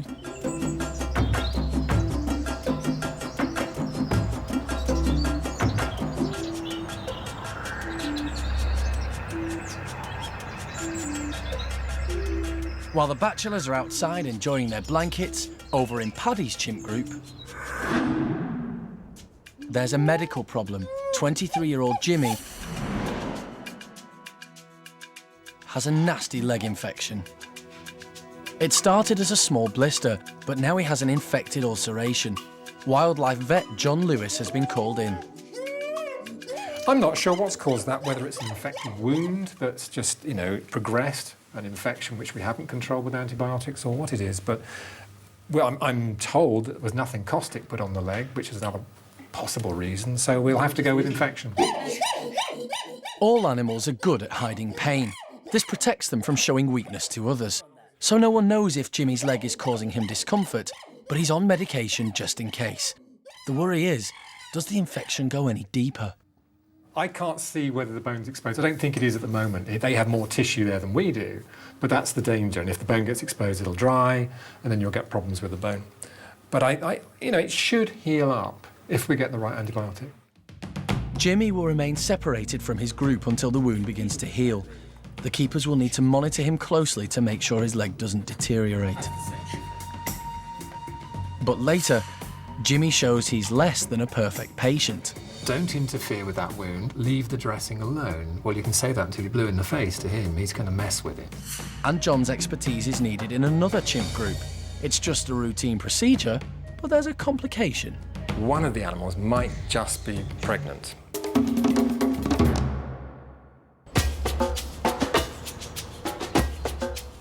Monkey World is home to 14 orangutans living in 3 groups. This morning, big male Tuan and his ladies are getting a surprise. Sugarcane. Sugarcane isn't a native food for orangutans, so they're not sure what to make of the big sticks hanging around their enclosure. Lucky is the first to investigate.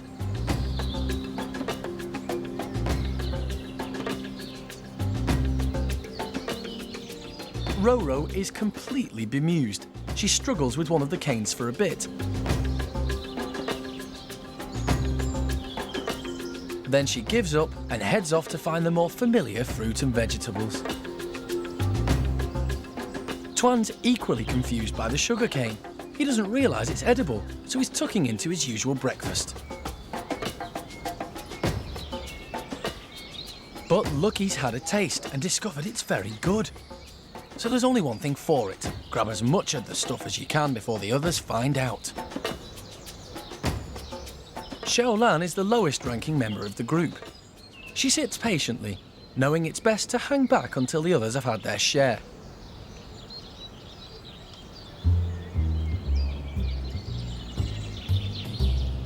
Tuan's finally realised how delicious the sugarcane is.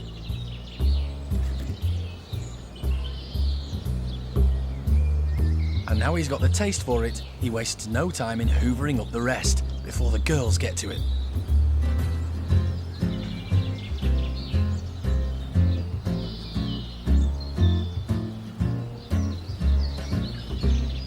With the rest of the group occupied, Xiaolan spots her chance and grabs a chunk, heading up high to enjoy it in peace.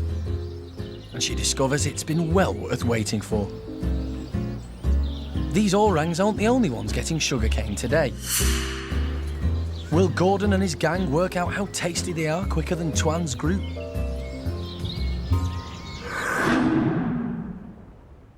On the other side of the park, wildlife vet John Lewis is on his next medical task of the day. 2 of the female chimps here have contraceptive implants under the skin. They're little rods that give off the same kind of chemicals as you get from the contraceptive pill. And they last a couple of years. We're at the end of those 2 years. So we have to take out the old ones and put in the new ones. All the adult females here are on contraception, as Monkey World usually operates a non-breeding policy to make room for other rescued primates. The park has found the contraceptive pill to be the most effective method. But Jess and Evelyn don't always take theirs, so they have to have contraceptive implants. These have proved to be very effective. The chimps have to be anaesthetised for the implants to be put in place, but they only have to go through this procedure every 2 years. Jess is the first to be anaesthetised. John is joined by Monkey World's vet, Femke. Oh, I feel something here. You got it. Human females have only 1 implant put in at a time, but the park chooses 2 implants for the chimps. 1 implant would stop pregnancy, and that's fine. But if you use a higher dose by using 2 rods, then you also suppress cycling. In other words, the animal doesn't go through an estrus period, which means you don't get males fighting over an estrus female, which means you have more group harmony. And if that's what we want, and in this case we did, we use 2. But it doesn't have any greater side effects, doesn't seem to, but achieves a little bit more of what we need. That's 1. Good. The implant is some kind of semi-permeable plastic which allows the drug contained inside it to leach out slowly over a long period of time. As I say, we put 2 in a chimp, but I think 1 is the normal human dose. As you see, it's very small and it's very inert. In other words, it doesn't cause a great reaction in the body. So once the hole you've made in the skin has settled down, it doesn't irritate them. Jess's implants are removed and replaced easily. But it might be a different story for Evelyn. Mysteriously, she's been putting on a lot of weight. There's one complication. One of the animals might just be pregnant. So that means either a failure of the contraceptive or she's managed to get it out without us noticing. So we have to check her by an ultrasound scan first, find out why she's got a swollen belly. If that's not pregnant, we can fit her with more implants. If it is pregnant, we don't give her a contraceptive. Obviously, we let her go through the pregnancy and have the youngster as normal. Coming up, will the ultrasound reveal whether Evelyn is pregnant? If that swelling is a result of pregnancy, you should expect to feel a head or, some part of the skeleton of the fetus. Baby orang Linger meets her new family. We have contact, almost. And John is needed back at the chimpanzee pavilions. Jimmy's leg has taken a turn for the worse.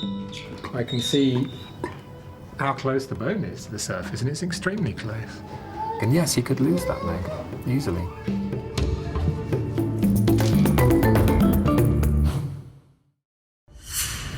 At Monkey World in Dorset, the medical team has anaesthetised female chimpanzee Evelyn.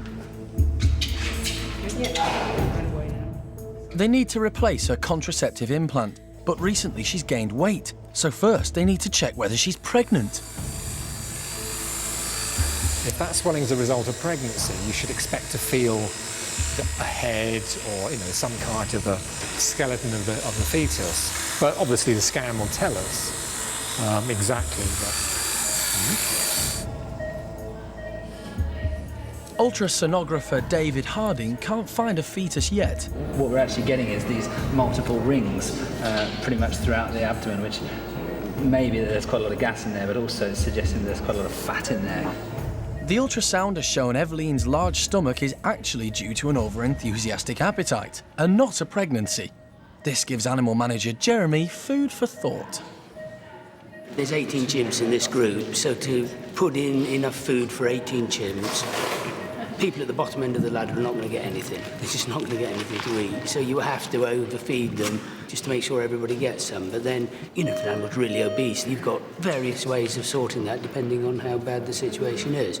I mean, if it's a really, really bad situation, we could isolate her at food time and give her nice but non-fattening things.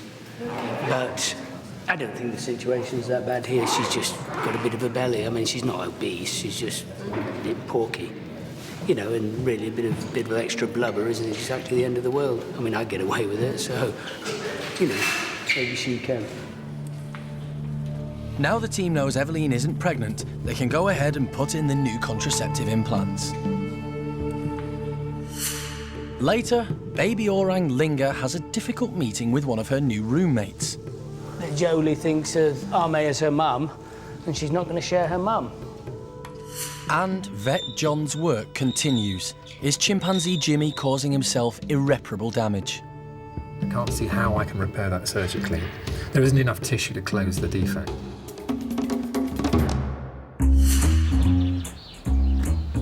Today, the orangutans have been getting sugarcane treats, and now it's time for Gordon and his gang to try them. Gordon doesn't know what to make of the unfamiliar objects. Baby Kai is investigating, and even though Gordon doesn't know what the sugarcane is, he's suddenly eager to hoard it before Kai gets to it.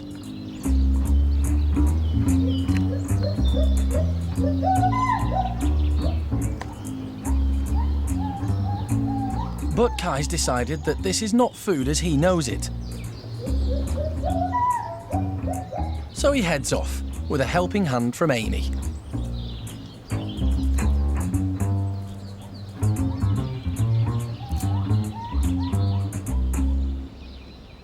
Sugarcane isn't a native food for orangutans, but they prove if it's sweet, it's good enough for them. Meanwhile, Kai gingerly tries a piece.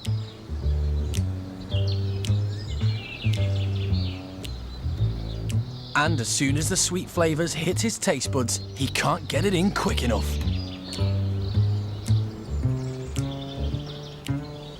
Gordon's finally realised how delicious the sugarcane is. and he's putting his hands and feet to good use to hold on to as much of the sweet stuff as possible. Like every toddler, Kai's got a sweet tooth. Now he's tasted the treats, he's not going to miss out. He tries his luck with Amy. Amy loves her food, so Kai's got his work cut out. But persistence and cuteness can go a long way. Flushed with success, Kai's on the prowl. He targets Mum, but Xiao Kuai is no pushover.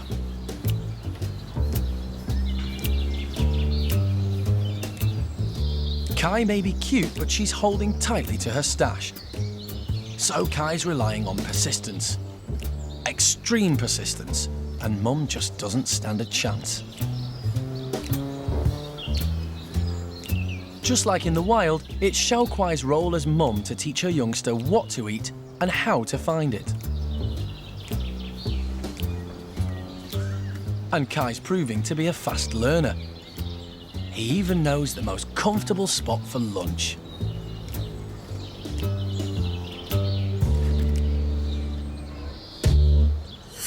Kai is the only orang at the park to be raised by his mother in a family group. The other babies were hand-reared when their mums rejected them. They all live together in the orangutan nursery and are cared for by foster mum, R. May. Recently, they've welcomed a new arrival, baby Linger. Hello, beautiful girl. Today, Linger is meeting the 3 young girls of the group under the watchful eye of R. May. I mean, go get great. She's careful not to frighten Linger and keeps her distance, while Linger holds on tightly to a bundle of wood wool for reassurance. Linger was born in a zoo in Paris almost 2 years ago. She was hand-reared and couldn't be integrated with the older orangs. But she's confident and outgoing. Everybody's hopeful that a new family at Monkey World will take to her. Oh, not the aerial assault, no! At Monkey World's creche, 2-year-old Jolie has a very close bond with Arme and is not at all impressed by new girl Linger. Jolie won't let go of her foster mum. We have contact, almost. Who's that? But eventually, Arme makes contact with Linger, albeit briefly. Linger's doing very well. She's, obviously she's been dropped in at the deep end and she's reacting very well. She's not doing anything wrong. Just learning new people. Jolie, though, is now so upset by Linger's presence, she lashes out at her. Oi. But Jeremy's on hand. No. No. Jolie is a green-eyed monster, and so any interest that Arme shows in the baby here, she has an issue with. That Jolie thinks of Arme as her mum, and she's not going to share her mum. I mean, that's quite totally expected, so we've just got to police that and see how it evolves. Linger will have several more meetings like this before she joins the group full-time. Over in the chimpanzee bedrooms, Vet John has been called back urgently. Jimmy's leg injury has got worse. What started as a small blister is now an open sore, as Jimmy has peeled away the scab, revealing what's underneath. What I can see now is more accurately, I can see how close the bone is to the surface, and it's extremely close. The damage is far more extreme than John originally thought. It's likely that Jimmy is in a lot of pain, but he doesn't show it. In the wild, injured chimps do the same, to hide their weakness.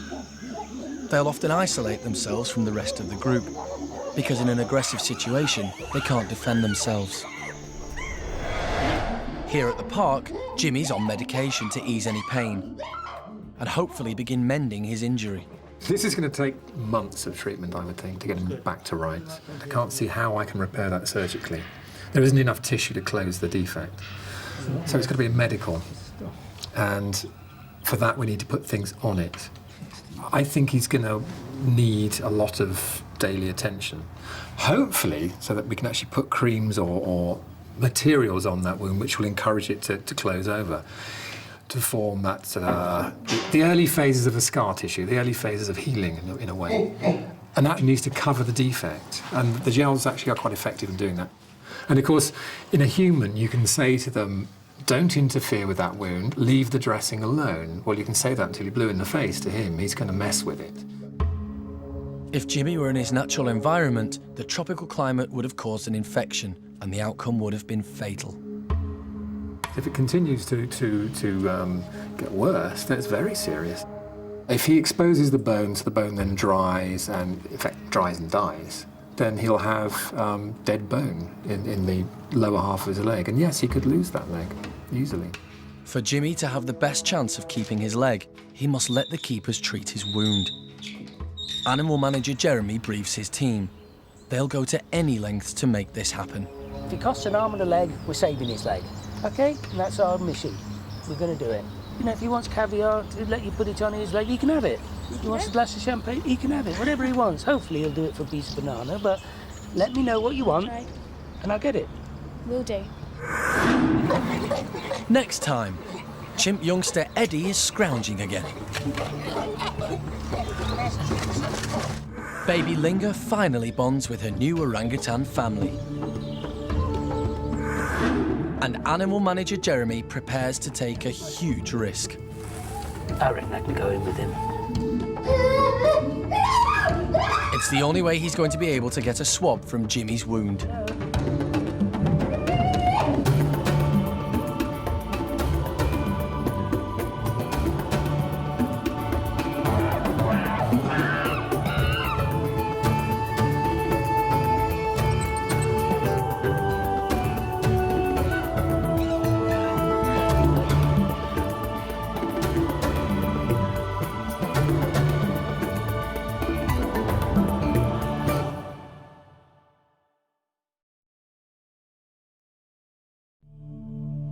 This is Monkey World in Dorset, the largest ape and monkey rescue centre on the planet.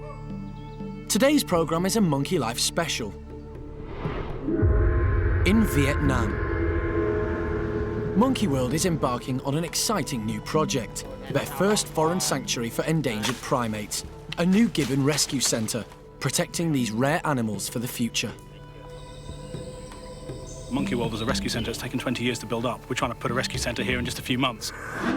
We trek through dense jungle in a search for golden-cheeked gibbons in the wild. Ow, ow, it's the gibbons. But will the team catch more than just a glimpse of these elusive creatures? And at Monkey World, Peanut and her family experience life in the treetops for the very first time in their new home.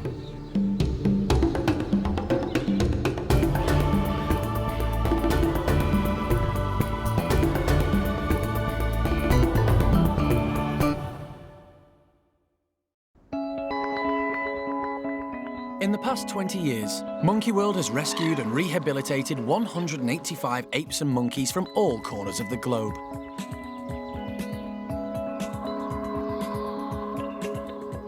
But their latest project means that many rescued primates can remain in their native country.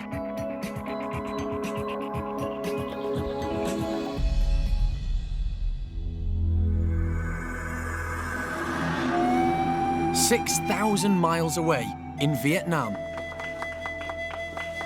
The Monkey World team is breaking ground on their biggest international project to date. A rescue centre for golden-cheeked gibbons.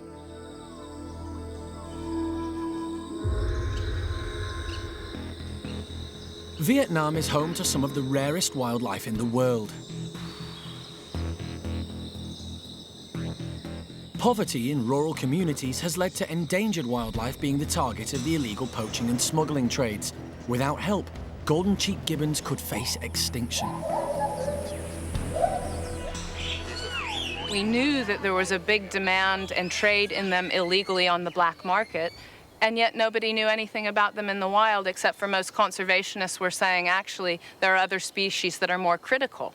Well, it was a very sort of grand statement to make when you don't actually know anything about the golden sheep gibbon. So I guess at that point in time, which was about 4 or 5 years ago, we decided, well, perhaps this is something that actually we could do, that Monkey World Ping Tung Rescue Center and the Vietnamese government could grab hold of and actually do something significant for an endangered species before it faces extinction.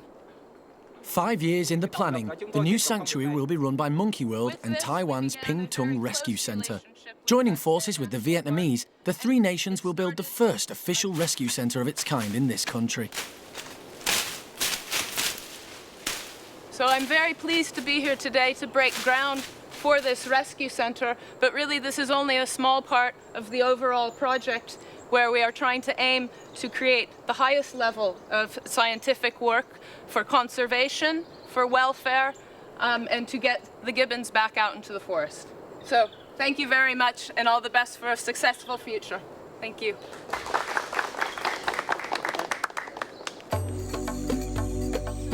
The centre will be built in Vietnam's largest and most diverse conservation zone, Cat Tien National Park. Covering almost 80,000 hectares, Cat Tien has been called the Amazon of Asia. At the entrance to the park is Tien Island, which will house the rescue centre. Much bigger area than we had ever dreamed of or even considered, and that's how the whole process got started. We came across to the island and did an initial survey and scout through, and it was perfect. There are primary trees growing here. It's mostly secondary forest, but it's just beautiful. It's an island, it's isolated, yet it's right alongside of the national park, so very easy to bring utilities and labor in to look after a rescue center. And with careful design and management, it wouldn't have to have a big impact upon the island. And it was all agreed. Everybody was unanimous, including the government. Everybody was very happy for an endangered primate rescue center to be set up on Tien Island at Cat Tien National Park. Monkey World's operations director, Jez Hermer, has joined Alison in Vietnam, and they're surveying the site. Just simply amazing. In 24 hours, our road has been cleared effectively, and it's all been done by hand, so they've just thrown manpower at this and done the deed, which is really nice to see. Actually, is looking around, they've left quite a few of the big trees that might have sort of encroached upon what is going to be our central road, so they are being quite sensitive to what's out here and not just mowing everything down. And now we can get a better look heading into the middle of the island and where the primate center is going to be. The rescue centre will be home to 20 gibbons at a time. They will be rehabilitated and, where possible, returned to the wild, making way for more gibbons that need help. It'll be a continuous process. We've got to start recruiting staff, training staff, we've got to start getting equipment in and just preparing the whole thing ready for the first animals to move in here sometime next year. If you think about Monkey World as a rescue centre, it's taken 20 years to build up. We're trying to put a rescue centre here in just a few months. There's a whole raft of stuff that's got to be organised, and so it's going to take quite a bit of focus from us back in the UK to make sure this is on track. Later at Monkey World, one gibbon family gets to experience life as it should be, high up in the treetops.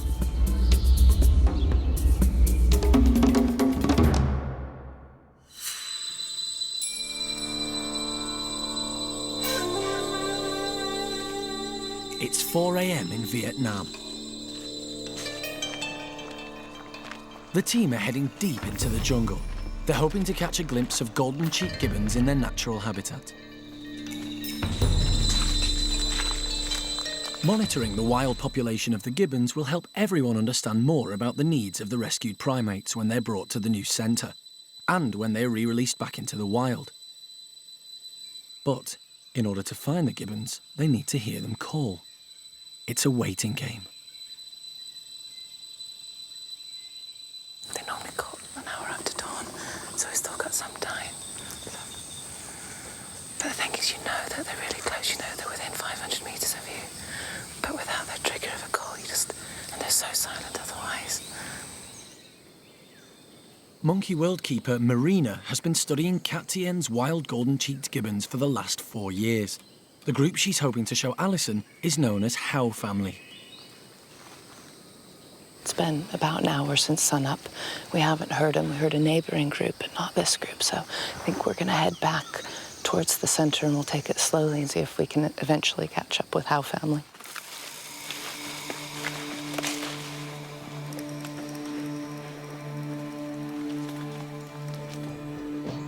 Very little is known about the golden-cheeked gibbons, as they're incredibly difficult to follow through the dense jungle they occupy. Poaching has also made them extremely shy of people. The seasons make a huge difference here, and it's coming into dry season now, so every step is a crunch and a crack and a break of a branch or leaf litter. And there's just really, it's really difficult to move quietly through the forest right now.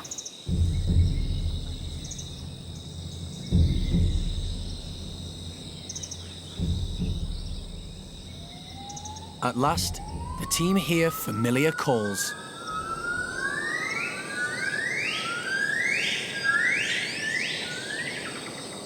They called for 12 minutes, which is their average time, which wasn't enough to get to them. But they're probably within 150 metres of here. Hopefully at a fruit tree. So just waiting for some kind of sign to find out exactly where they are. Marina has been living in Vietnam for the last 2.5 years. She's endured the jungle for up to 2 weeks at a time, and her findings are going to be crucial for the new rescue centre. Alison wants to ensure the environment and conditions they build at the centre are perfect for the rehabilitation of the rescued gibbons.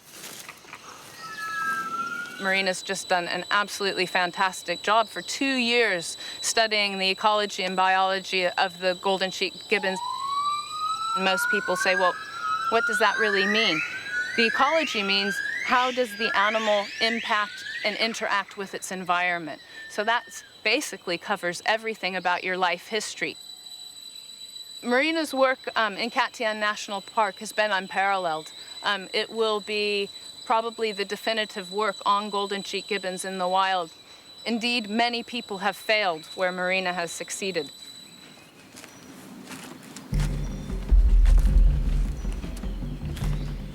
Mr. Bing is a forest ranger and tracker. He's been working with Marina since she arrived in Vietnam.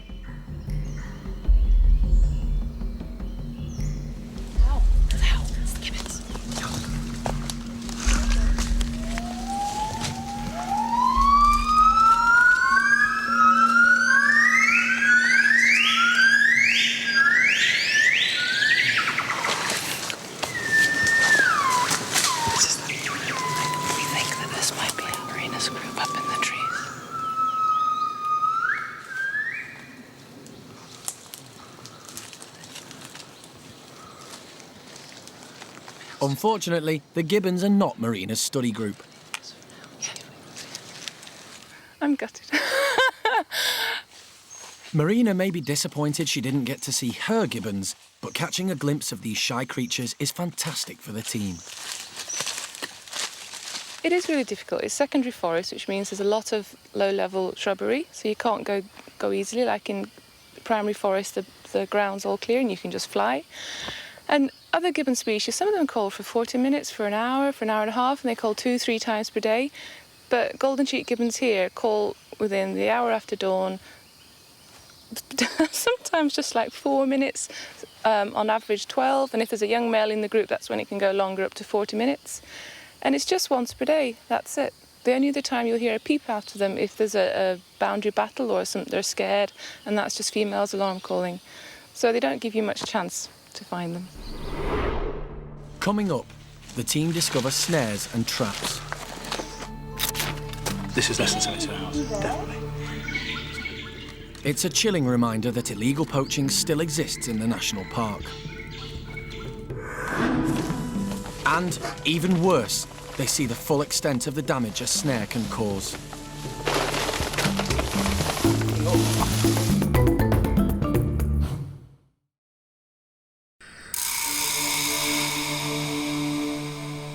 In Vietnam, the Monkey World team are back in the forest of Cat Tien National Park.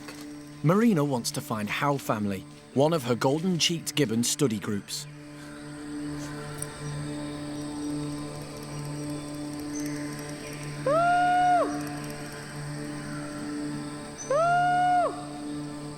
Before Marina's 4-year-long research into Cat Tien's golden-cheeked gibbons, very little was known about them. But in order to stand the best chance of releasing them back to the wild, it's vital to know as much as possible. The team aren't having much luck. Spotting the reticent gibbons in this large forest is proving extremely difficult. But they do spot another rare primate.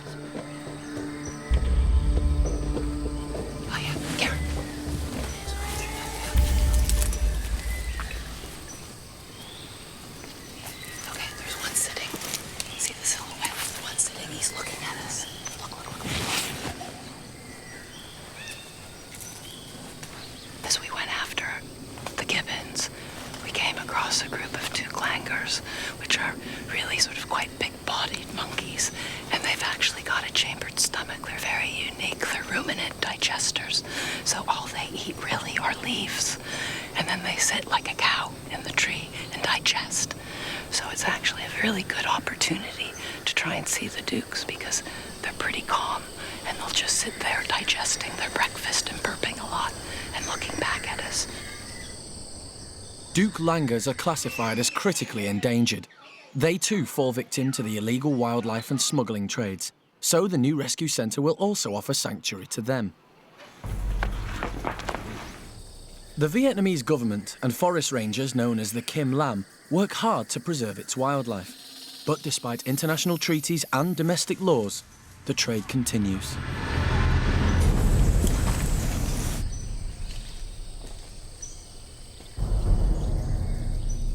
Further into their trek, the team finds snares and traps that have been laid just hours ago. This is less than 72 hours, definitely. Look at that. Look, this is... As fresh as anything. It's brand new. This is totally illegal.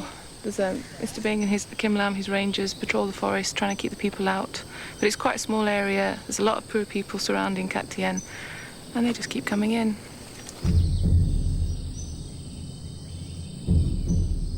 They have found laid branches and leaves. This is the snare line. The animal is forced to find an opening, which leads straight to the trap. So if you were an animal and you came along here, that's what's going to happen to you. And it cuts in, and you turn your leg off. But what generally happens is it doesn't kill them. So it will just leave them to sit there for days, weeks on end sometimes, just dying a slow, lingering death, which is a great shame.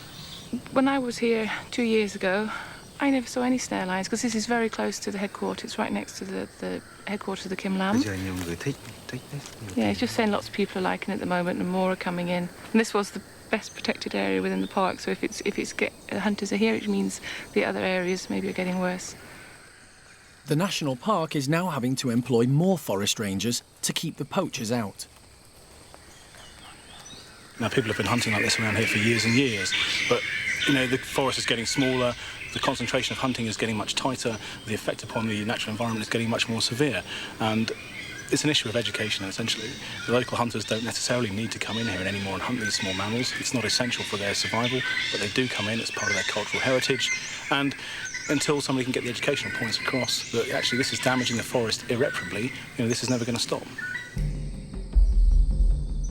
Sadly, in just one day, the team find many different traps that they need to dismantle. And later, they come face to face with the reality of what happens to an animal that's been caught by a snare. It's a Duke Langer, one of the rarest primates in the world. And, you know, you see these little signs all over his body of what his previous life was. And now that's tragically over.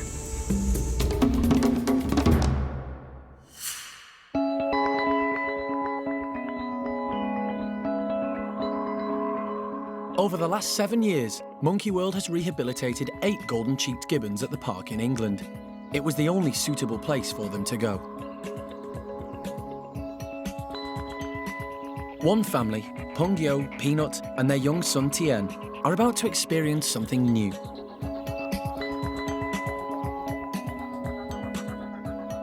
Attempting to make life as natural as possible for their resident gibbons, the team has created a new 2-acre enclosure, including a large wooded area.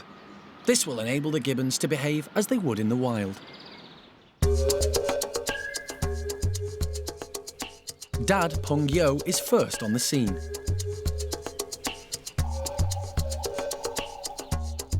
But Mum Peanut has her youngster to think of, so she's more cautious. But not for long. The lure of the forest is just too tempting. It's a great moment for the primate care staff. It's the most wonderful thing to see these gibbons in the trees. They've been stolen from the wild as infants, taken into the illegal pet trade, and they're using their trees like they've never been away. Just really goes to show that the natural instinct is there. They know how to handle those trees. It's so often said that you can't put these animals back into a natural environment because they won't know how to do it. Peanut and Pung Yo know exactly what trees are for. They know how to use them. They're there. They're using a forest. Tien is now 11 months old and a confident young gibbon. This is his first tree climbing experience and he clearly loves it. Gibbons move at great speeds and can jump around 40 feet. In the wild, they spend their lives living high in the tree canopy, and it seems that's just what this family are going to do.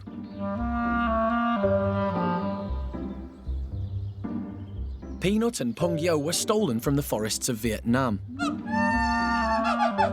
Their son, Tien, is actually named after Tien Island, and one day it's hoped they can return to where they belong.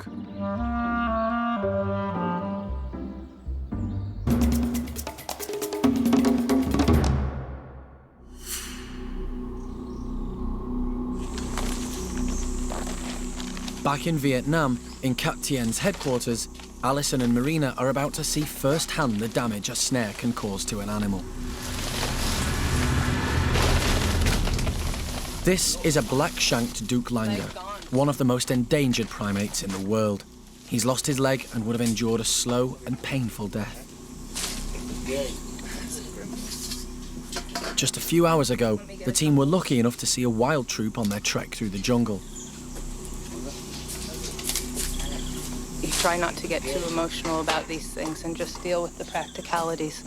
But when you start looking at him, it's just really difficult because you see signs of his previous life. He's got a cut on his face and a torn ear. He's sort of coming up to adulthood, coming to be a mature male. He was probably challenging the adult male in the group to become the dominant male. And, you know, you see these little signs all over his body of what his previous life was. And now that's tragically over. Marina is taking hair samples and the vet is gathering information. Hopefully they can learn something about this species from this incredibly sad situation. Cat Tien is the most protected national park in Vietnam, and law enforcement is taken very seriously. At the ranger station, the poachers of the Linger have been caught and are in handcuffs. They will certainly receive a prison sentence for this crime. Once word gets out that the authorities are going to seize the animals and prosecute the smugglers, the trade will stop because nobody will want to spend the money on trying to steal langurs or gibbons from the wild, especially if they know they're going to get thrown in jail for it. Next time. In Vietnam, the team find gibbons living as pets, but will they be able to come to the new rescue centre? Would he be happy to consider her future if she were able to go back to the forest in the next couple of years, if that were possible? Would he consider that for her? At Monkey World, young orangutan Kai discovers, when it comes to food, being cute means nothing. And in Paddy's chimp group, Susie gives birth to her second baby. She's looking after the baby, she's holding the baby. We've actually seen it suckle now, so things are looking very positive for everything to go well.